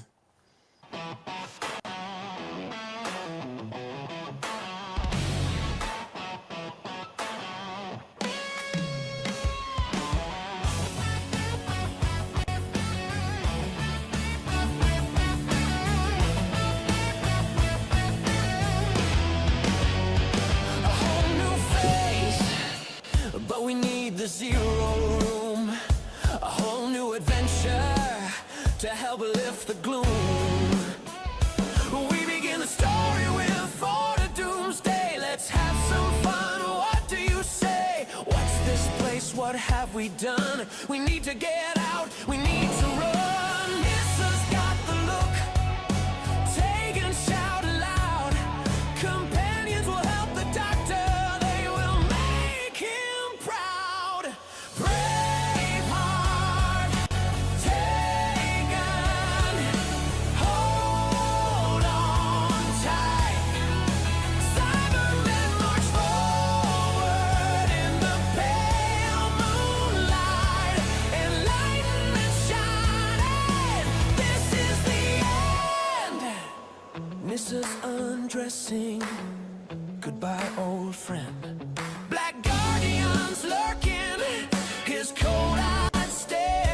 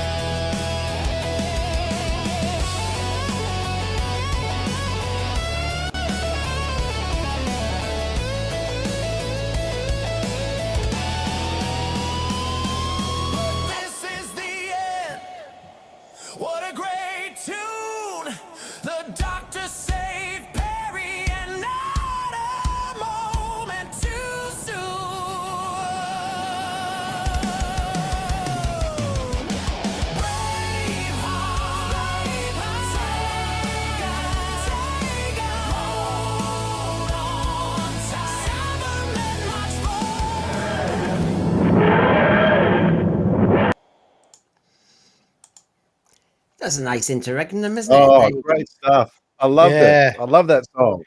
Yeah. Well done, Garbage. Wow. Sorry, I. So it was a video just about Nissa and Perry, wasn't it? Yeah, that's what I was thinking too. Oh, there was more. Brendan Garbage was looking after us too. Yeah, he's got Clara. I'm waiting for his Adric one, of course. No, because he had Adric spinning so fast I couldn't see anything, so that was really disappointing. No, Best you keep that one private, Brendan, when he sends that to you. So I know he's doing the Clara one as well. He's done loads. He's done tributes to nearly every Doctor now with a song and all the rest of it. Anyway, so there you go, Garbage. Who he's got his own channel. He thankfully moderates for us as well, so that's really great. And please give him a subscription. Get them flying. So, Kinder lads, Kinder. It intrigued me, and I kept thinking something was going to happen. And I enjoyed part 1 and 2. When it all got a little bit kind of, I don't know, it went a little bit wonky for me. Maybe I got a bit bored of the Kinder people. But I liked They didn't say much. They didn't. I liked the bass. Richard Todd, Neris Hughes. Can I just say, season 19, Neris Hughes should have been a companion. She was brilliant. I loved. Well, do you know she actually is a companion for the 4th Doctor in Big Finish over the last couple of years. I was going to say, because I like Neris Hughes anyway, from the Live of Birds, District Nurse, and everything.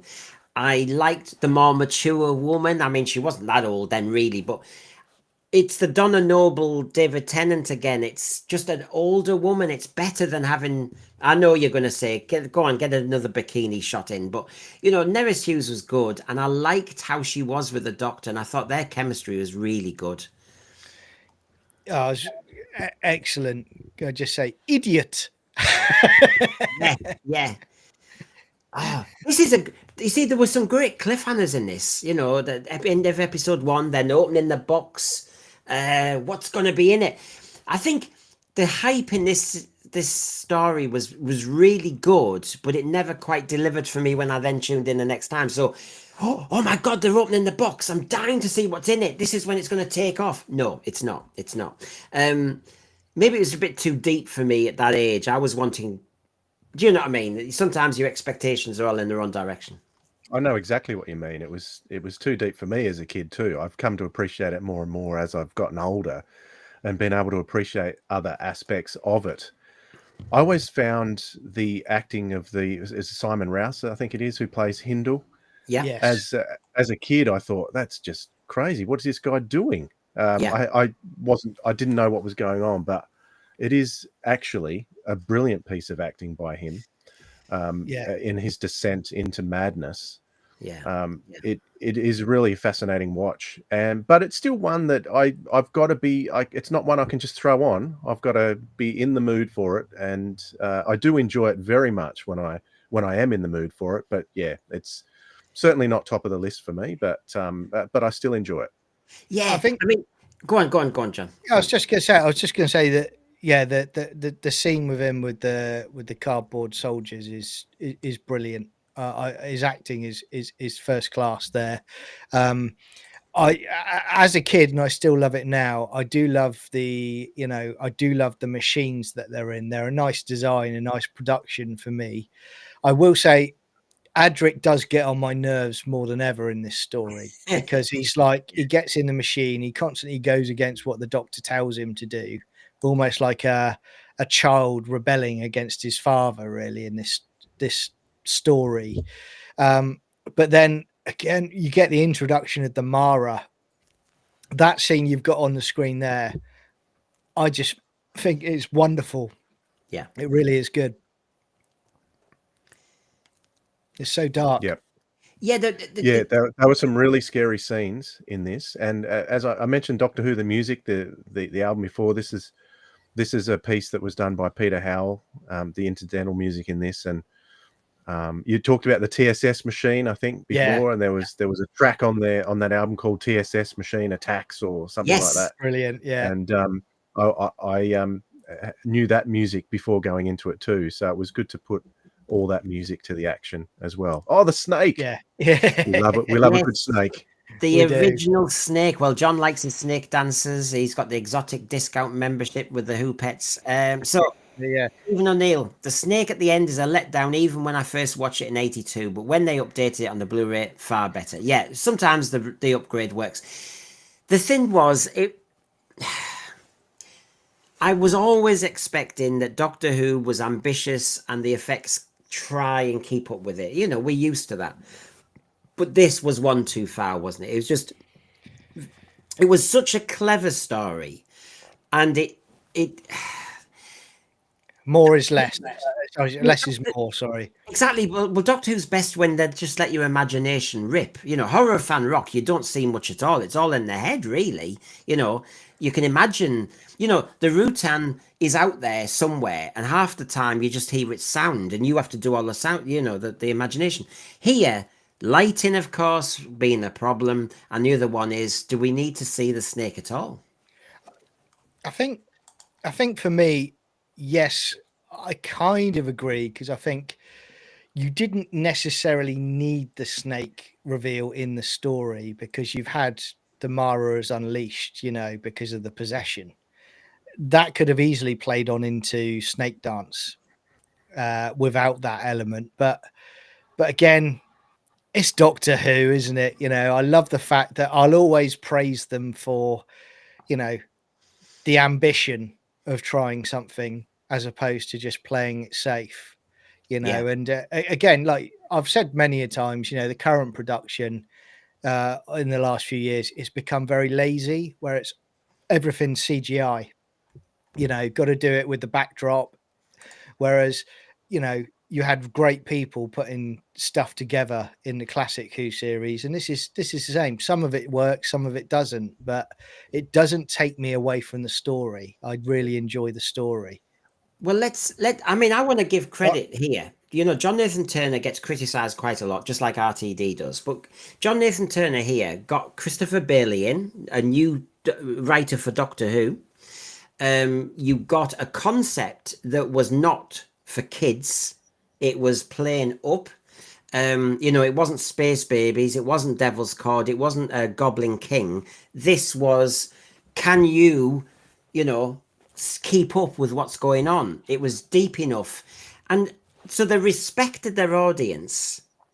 They got some top class actors in it. This wasn't stunt casting. Simon Rouse, that was talent scouting before he really hit it big. Richard Todd, the other way around. Nerys Hughes, brilliant performer.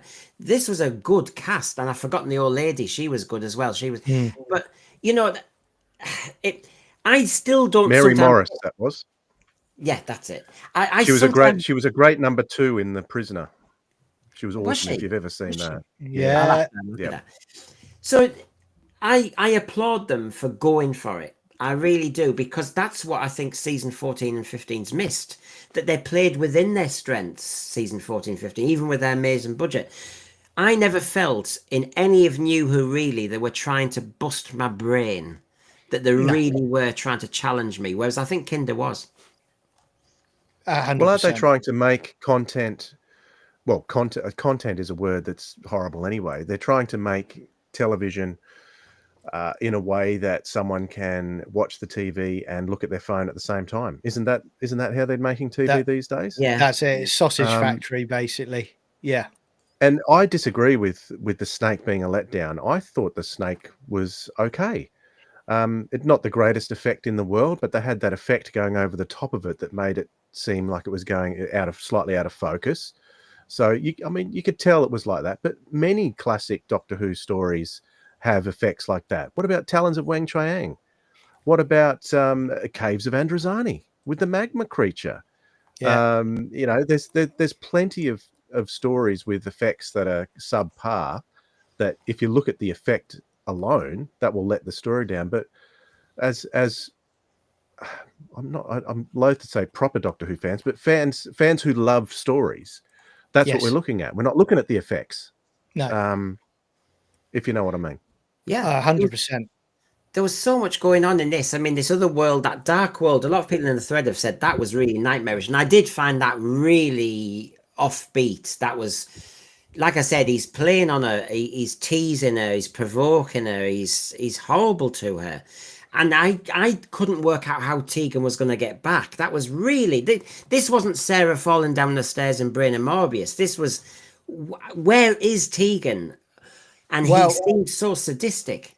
Well, what was also, you're right, and what was also quite, I remember it as a kid, and I still think about it now, is quite terrifying, is the fact that there's that scene where there's the two Tegans and they don't know who's the real one. Yeah. You know, and that again is like a descent into madness where you're trying to figure out, am I real? Am I a fake? You know, and Janet Fielding plays that really well. I did think, I did think also she does it well when she like drops the apple on the head, you know, nice little Garden of Eden nod. But I will go back to the production as well. I love the bass. You know, I love that setup. It's like a contained little base. Yeah, I do think that's really well done, and it's a great story. And you know, today maybe feminists would be going, "Oh, we finally got our story where the Doctor's called an idiot." You know, there's a old woman who's more intelligent than him, and she's calling him an idiot. I just think it's a lovely story. I think. I'm glad they came back to it with Snake Dance, you know, as well. So I'll keep trundling on. I have to say, I had to say Earthshock is my favorite, but the Visitation is the comfort blanket I really do like. I've got the memories of getting the bloody book and then hating the photograph on the front. You know, we all had that controversy. Remember that? Why have they changed it? But I just love that. And look at it. The audience builds 9.1 to 10.1. It's another one that built its audience. I mean, this is power play now, midweek. I loved episode 1. The shooting star. It's very Time Warrior. Shooting star. That great opening 3 minutes where that cast was never used again. I mean, wow. You know, just get them in there. You know, an attack on the mansion. And then a time, you know, and then... You know, you're going to get Tegan moaning about Heathrow and what you're doing. But then as soon as the Doctor can smell sulfur and all that stuff, and then one of the best guest appearances. See, season 19 had Nerys Hughes, had Michael Robbins. Whoa, these were... His voice, I know he must have been a smoker, but he really delivered that Highwayman. Loved this story. Yeah. I was going to say it also had Vin Diesel, didn't it? Oh, sorry, no, Peter Vin Diesel. So Michael Robbins certainly is the standout. I think in season 19, his performance always makes me smile. He seemed to be having so much fun with this, and it was such a likable character. It made the story, it made a great story even more enjoyable. Yeah. It's a wonderful story, and I do love it. I think you mentioned it earlier in the show, Brendan, about the time period, you know, and you get there and it's that they're talking about the Black Death, you know, strange things are going on. Death is being sighted, you know, with his scythe. It's a wonderful story, and again, this is another one where the phone goes off when I'm watching this, because it's just a joy. It just romps along quite nicely. I love the pteroleptals in it. I was always gutted we never got to see the pteroleptals again on TV. They could have been modernized a bit more, but I just thought they were a nice addition to Doctor Who. And the android, I don't know about you guys, but the Doctor Who annual I got when I was a kid, it had the android in it. And I think one of my memories was, because obviously I said this is the first Doctor Who I was watching, I just have memories of that android that used to terrify me as a kid because it was in the Doctor Who annual. And then seeing it on the telly as well, I still think it looks great today. I just think for a style of an android, it's very, very different to what you would see normally. Yes, it was. But I mean, but when they had the Plague Doctor mask, I mean, it was fantastic. And when he grabs them, Adric or whoever at the TARDIS, and the music just to make it grim and menacing. And yes, you had this it's a great sequence in the TARDIS where Nyssa has all that time to just plug everything in basically, and then have this great effect. And it was great as a kid to watch this. Tune into Radio 1 while she's got a headset on, you know. Yeah, yeah. She had the easy one. And I loved seeing the 3 pterodactyls in Pudding Lane, you know, before they started making cakes.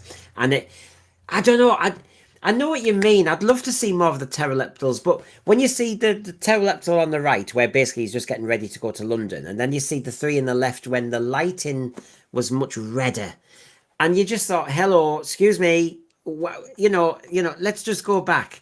You were introduced to this pterodactyl on a very white scientific set, but it exposes the rubber, and then you go back to that on the left and the red lighting, and it was so atmospheric. The pterodactyls, and you know what, John and Dwayne, the thing about the plot I loved is there were prisoners, weren't there, and the scars from that prison planet Rag. I always thought they haven't done a big finish going there, have they? No. I always wanted a story where you went to that prison planet with a pterodactyl. I just seemed to me that my imagination tripped. Yeah, I think yeah. What I also like about it is very Doctor-like as well, because the Doctor is actually in his mindset. He wants to help them to start with. You know, he basically effectively, you know, paraphrasing, but he wants to he'll get them off Earth. But then obviously they decide no, they want the Earth for themselves, and he's like, oh, that's it. I do always laugh at this one bit of Peter Davison, because this is what I call the Peter Davison squeaky voice story, when he says, I won't help you in the TARDIS. You know, the TARDIS won't help you. You know, he goes all squeaky voice, doesn't he, in that bit? Yeah, you know, I let him off for that one. Now, Ezra Goldstein, interesting point here. Let's destroying the sonic screwdriver was one of the worst decisions John Nathan Turner ever made. Now, I actually think it was the making of the Doctor, because I just think he had to think things through, didn't he? Yeah, John Nathan Turner must have sniffed it out. I mean, for every good story with a Sonic, and they are, you know, there's other ones where they just get a bit lazily used by writers, and it's good to just warn the writers off. I am expecting more. It's a bit like when they told Terry Nation go and redraft. We've seen that before. And I just think, for me, that was the making of it. And as a Doctor Who fan, I could cope with that. I thought it was a major moment. And I could see Peter Davison look at it and I thought, whoa, this is powerful, iconic moment. And yeah, he had to think it through after that. I think John Nathan Turner was 100% correct on this. As I said earlier, you look at New Who now, and the sonic screwdriver always comes back so easily. Like each Doctor, suddenly the new version pops out of the TARDIS console, you know, and it's back. And it's like, you know, as I joked earlier, setting 407, you know, resonates wood or something like that. And it's like, for me these days, John Nathan Turner was correct, because I think it became, certainly in New Who, it was the lazy solution to try and, you know, get them to the next phase of a story or get through a door. Back then, I liked it because it started becoming a bit too familiar. But I like the fact that after this, you know, we had the Doctor and Colin's Doctor as well. And Sylvester's, they were having to think a solution out, and they were having to put stuff together to solve the problem, as opposed to using the sonic screwdriver. I think it was one of the best decisions that John Nathan Turner made. Yeah, I mean, really stripping it back to how it was even before the 70s, so 60s Doctor Who we're talking here, before the sonic screwdriver was even seen, towards the end of the second Doctor's era. And I mean, they'd already had to get rid of K9, hadn't they? Who was even worse, a worse get out of jail free card. You know, he could come and, you know, put holes in doors and, you know, stun people. And so they had the sonic screwdriver and K9. And so it was a conscious decision to kind of get away from those kind of devices and get to some real storytelling. I think someone in the comments made the point that Eric Saywood made that decision. whoever's Okay. decision it was. I think it was a good one, Yeah. to make the stories more interesting, make the writers work a little bit harder. Yeah. Yeah, absolutely. But there's so many moments in that. The bit I said I was hinting at was them able to make the TARDIS materialize in the mansion, and yeah, the Fifth Doctor was worried about. But I thought nobody's ever been able to use it. I don't like that sort of stuff. Stop taking the mystery from the TARDIS as if it's just something you can learn. You can do a driving test. I'm not into that. But there were so many set pieces in that story, from the beginning to the Plague Doctor to the Pudding Lane. Great moment at the end when you see the sign. You can see how Stephen Moffat, as a kid, saw that and he thought, "I'll do it with the one Pompidou, that one. Yeah. I'll reveal." You know what I mean? You can see where he got it from.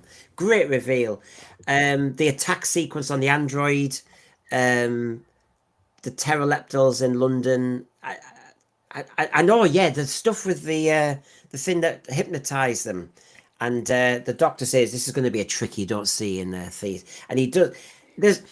Because Richard Mace is of a time. It's great. It's a bit like Leela with the Doctor. I love that interplay.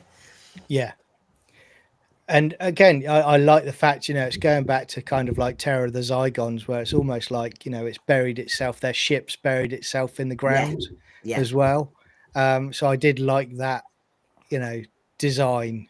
And I love the historical, like you say, at the end, you've got Pudding Lane and, the fire starting, and wonderful. It's just, it's again, I can't say enough how much this is just my happy zone, season 19. It really is. The TARDIS was clever, as in it was scanning London with the first ever sat nav. Yeah, doing all that. I mean, for me, I was thinking, oh, the TARDIS can track you. Oh, yeah. GPS. It was so nice to watch too, because unlike Kinder, in a way, it's a little bit difficult to watch with that studio-bound forest set. When you have the location forests in the Visitation, and the lighting was done right in the house, and in the particular London scenes, the lighting was just beautiful. It was lovely to watch, which was a nice change from the studio. I mean, this was surrounded by studio-bound stories, wasn't it? Oh, well, Earthshock had a bit of location, but it was mostly studio. So it was just blended so nicely. Everything about this was nice to watch, enjoyable. I think also for me is because I like The Awakening, and I like the fact that they kind of do a similar thing with The Awakening, where there's location shots and stuff that look really good. So there are similarities, like an English village. Obviously, it's not in that time, but I do love the English countryside sort of setting. It's very Doctor Who for me, and this is great. Wonderful. Yeah, can we not be in London again? Can we not have all the roads crack open or it's Armageddon? Like Android Invasion, there's an element, or Seeds of Doom. Can we just please just have a mansion? We're in the middle of nowhere. It's at the beginning of the invasion, end of. Time Warrior, the same thing. Can we just play it lower? This is not Marvel or anything like that. Can I just say as well, guys, I don't know what your thoughts are on it, but what I really hated about New Who, especially in the last iteration of it, is the Doctor can go wherever he wants, whenever he wants. But also when he steps out of the TARDIS, he'll smell and he'll go, he'll go, oh yeah, I'm on this planet. I loved it when the Doctor didn't know where he was. And what I love about this story is Tegan's having a go at him at the beginning, because he's got the correct place, but he's got the wrong time. And I love it. That I want Doctor Who like that again, where he doesn't know where he's going to turn up.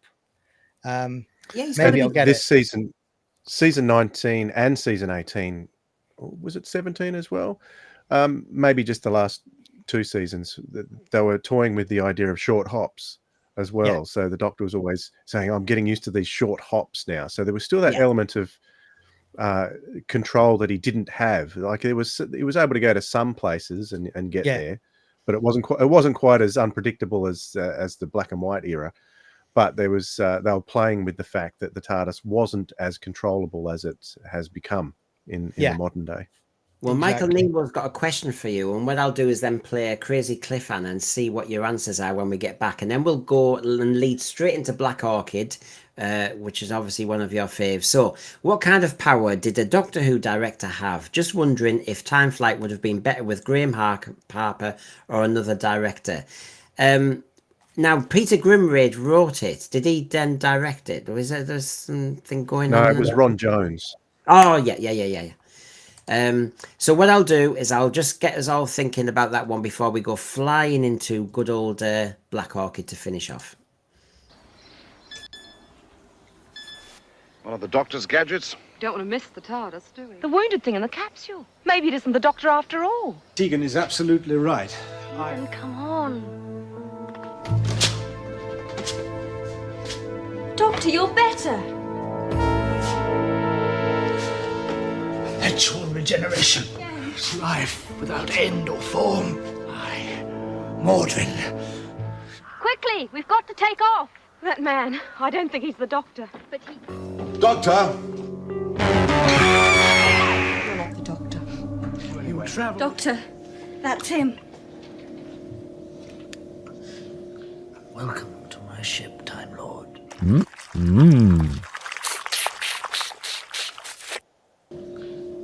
am Mordrin. When did you last have the pleasure of eating a well-prepared meal?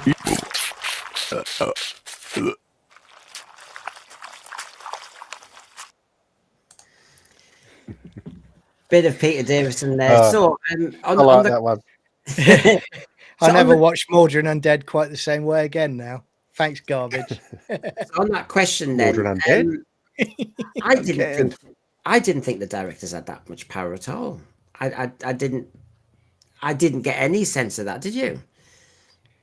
In that period, Power over what? as in That's the power question. to. Let's have a look. What kind of power did a Doctor Who director have? I got the impression they were pretty in-house. It was their buggins' turn. Some of them took it as an honor. Some of them took it as a dishonor that they were doing Doctor Who. I think from memory, and again, guys, correct me if I'm wrong, but I think Time Flight, the problem they had with it was they were on a very short schedule, and there was a budgeting issue as well. I think at the end of it, they couldn't get studio space as well. So I think that was more the problem with Time Flight as opposed to the director, particularly. Again, correct me if I'm wrong, guys, but that's what I vaguely remember. Yeah, something to do with. Well, it was the end. I mean, the budget had been blown well and truly on Earth, so that's what they had to get to work with at the end. And of course, J&T's massive vision, and he's trying to get Concorde in and just go bigger and bigger, but didn't quite succeed. So I'm going to let you figures start. on Black Orchid, still massive figures all the way through this season. Oh, Keep in mind, season 18, they were dropping in figures. Like the audience was dropping for season 18, and this had really propped the figures, and it was also being screened midweek, wasn't it, this season? Yeah, I could tell, Dwayne, because I can only go on my own fan experience. I was audio recording, as I said, from season 17 onwards. I didn't keep it up for some of season 18. The early ones didn't grab me. Maybe there was so much music that actually all you were recording was the music, and you weren't getting a story. It was very visual. Anyway, the point is, season 19 grabbed me back, and the ratings bear that out. And actually, funny enough, one of the stories that, I don't know, I can take or leave, I'll be honest, but Dwayne, you love Black Orchid, and look at the figures, 9.9, bills to 10.1, so I'm in the minority.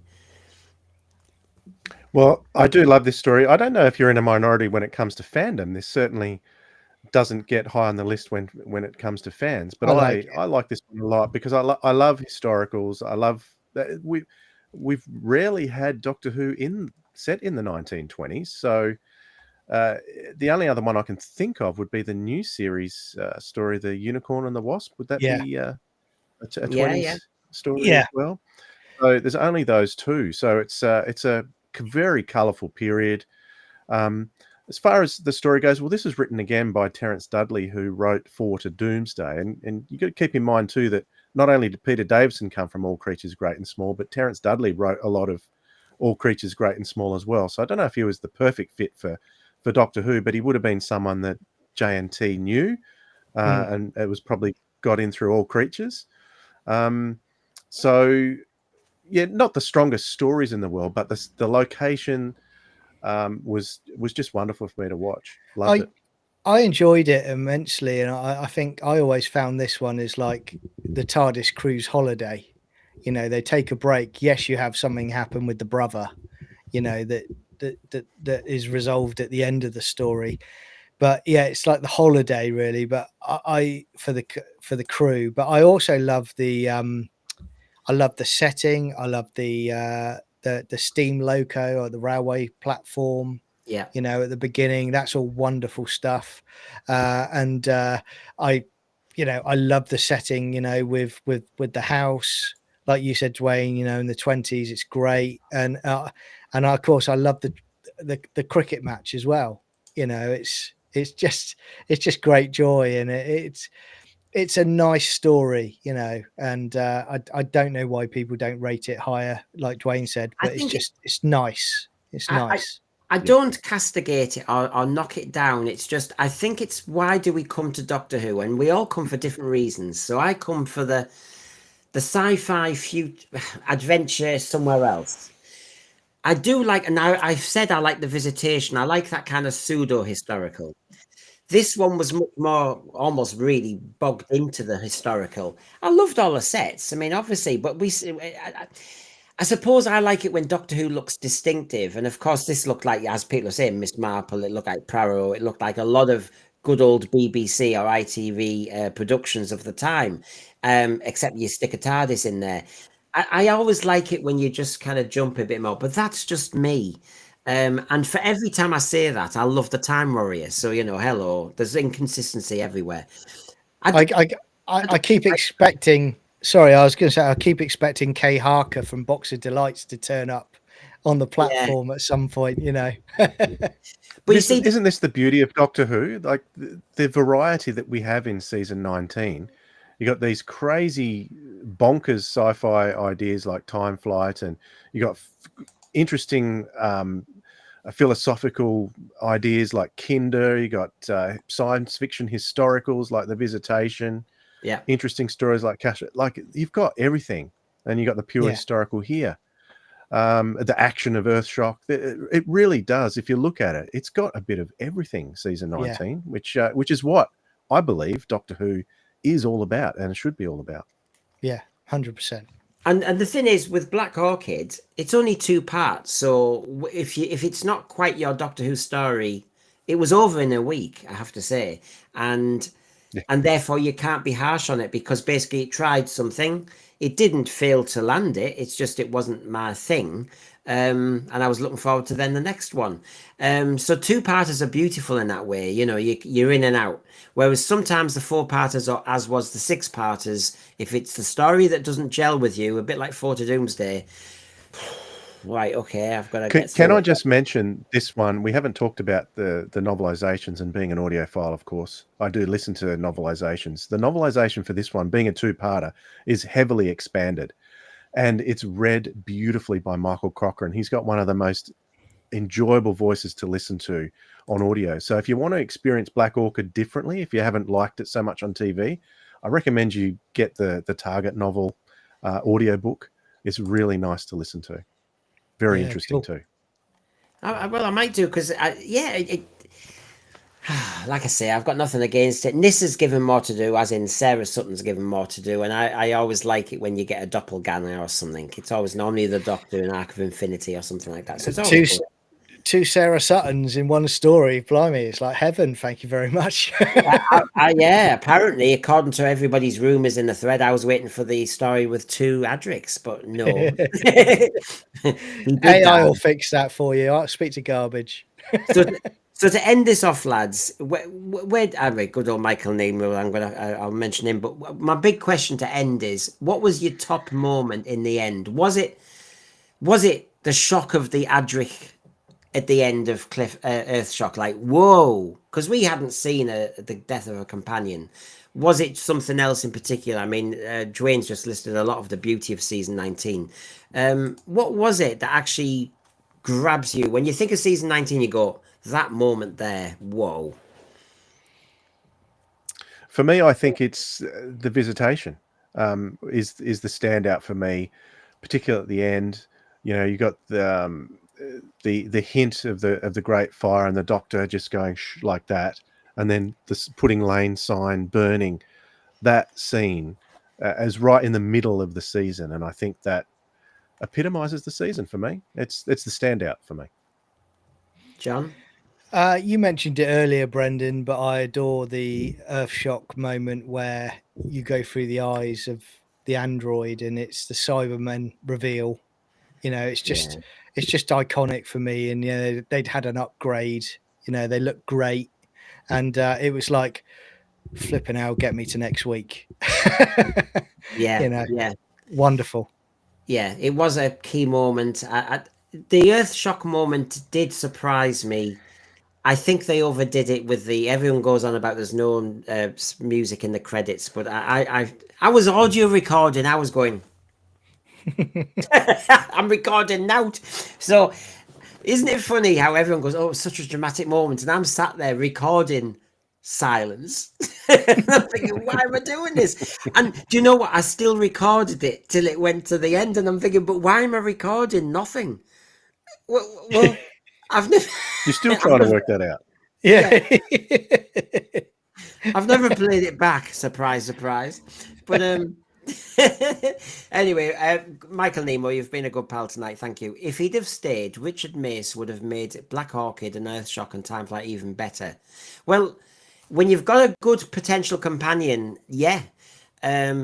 Personally, although we have agreed that Richard Mace was a great character, fantastic. He's up there with Leela if he'd have continued, because he's from a different time. But I do regret that Nerys Hughes didn't join the TARDIS crew on screen. I do. It's those what if moments with Doctor Who, though, isn't it? I mean, I remember meeting Jeremy Bullock at a Comic-Con a few years back before he passed, and he was basically telling me, he said they actually spoke to him about being a companion after the Time Warrior, and he was very close to coming on board, because they just thought him as Hal the Archer had worked really well, and they thought that would be a nice little contrast with Sarah. So he said he was very close to becoming a regular companion. So I would have loved that. That would have been awesome. Well, there you go. We've just season 19. Talk about deep dived. We've dived, we've swam, we've done backstroke with it. We've done a lot. So thank you, Dwayne, for giving me your early morning in Tasmania. Thank you very much for that. Pleasure. Good to see you. Yeah, good to see you again. Now I know you can do 8 p.m.s. I mean, John, thank you for giving me your night. Thank you very much. And apparently Middlesbrough drew 1-1, so I can sleep tonight. It was away after all. So thank you, everybody. And by the way, just before I do go, I should actually, just out of good house sitting, I do have an update on my Disney Dumps Doctor Who coming up. With all the details from that. I do have a news bite coming up. I have zero interest in any more RTD, even as a special. My media source not holding back at all. And Friday, we do have Finding Power of the Daleks, the origin of modern Who, the Rosetta Stone of Who. Me and Stefan are going over why we desperately want Power of the Daleks back, and where the hell is it anyway? Who had it last? So there's some fun ahead. Wasn't me. Could I just mention, speaking of the Fifth Doctor era, sorry, Brendan, you didn't ask me, but I'm going to plug the Sirens of Audio coming up. We've got a chat coming up with Mark Strickson, brand new chat. So we'll be dropping that in the next week or so, I reckon. Yeah. Well, don't worry, I was going to get your shout out. So Mark Strickson, you're going to, but if we were tuning into Sirens of Audio now, what can we grab? Most recently, we dropped an episode chatting with Brian Hodgson, who did special sound from 1963 to 1972. Yeah. So all the classic sounds, Daleks, TARDIS, Cool. Autons, my personal favorite, the Spearhead Autons, of course. So there's that. We also had an interesting chat with Elizabeth Parker, who is someone we don't know so well because she's not credited by mistake in the Stones of Blood. She did special sounds in the Stones of Blood, and it was credited Dick Mills, but he was on holidays. So it was actually Elizabeth Parker, and she did the music for Time Lash, and she's probably one of the most accomplished people that's ever worked for the BBC Radiophonic Workshop, but hardly ever only did those two things for Doctor Who. And she did a lot of Blake Seven as well back in the day. So we've got an interesting chat with her. So very sound of set. So Sci-Fi Chronicles 79. Go on then. What have you got going on? While I was in Italy, you were doing lots of lives. Yeah, so we've started to experiment with a few more live shows. Just we do a pub chat every now and again, which is just me and Ian Diaz just talking about the latest entertainment news and just riffing. And then we also do a Stargate SG1 live watch along on Sunday nights, 8:30 p.m. UK, where we watch it together in a Discord server, and we basically comment along together in YouTube chat, which is great. And that's generally what's going on with my channel at the moment. But could I also say to everybody in the chat, if you haven't already, could you just like and subscribe? Because, you know, Brendan puts in a lot of work to put these great shows out, and it's been an absolute joy tonight. And if you've enjoyed it, yeah, just do a like and subscribe. Only takes a few moments, and yeah, we'd be eternally grateful. Yeah, well, it all helps. Sirens of Audio, Sci-Fi Chronicles 79, Garbage Who. Give us all one. There you go. That's all we need. So Yeah. thank you, lads. Good night, everybody, and see you again. Plenty of content this week. So bye for now. See ya.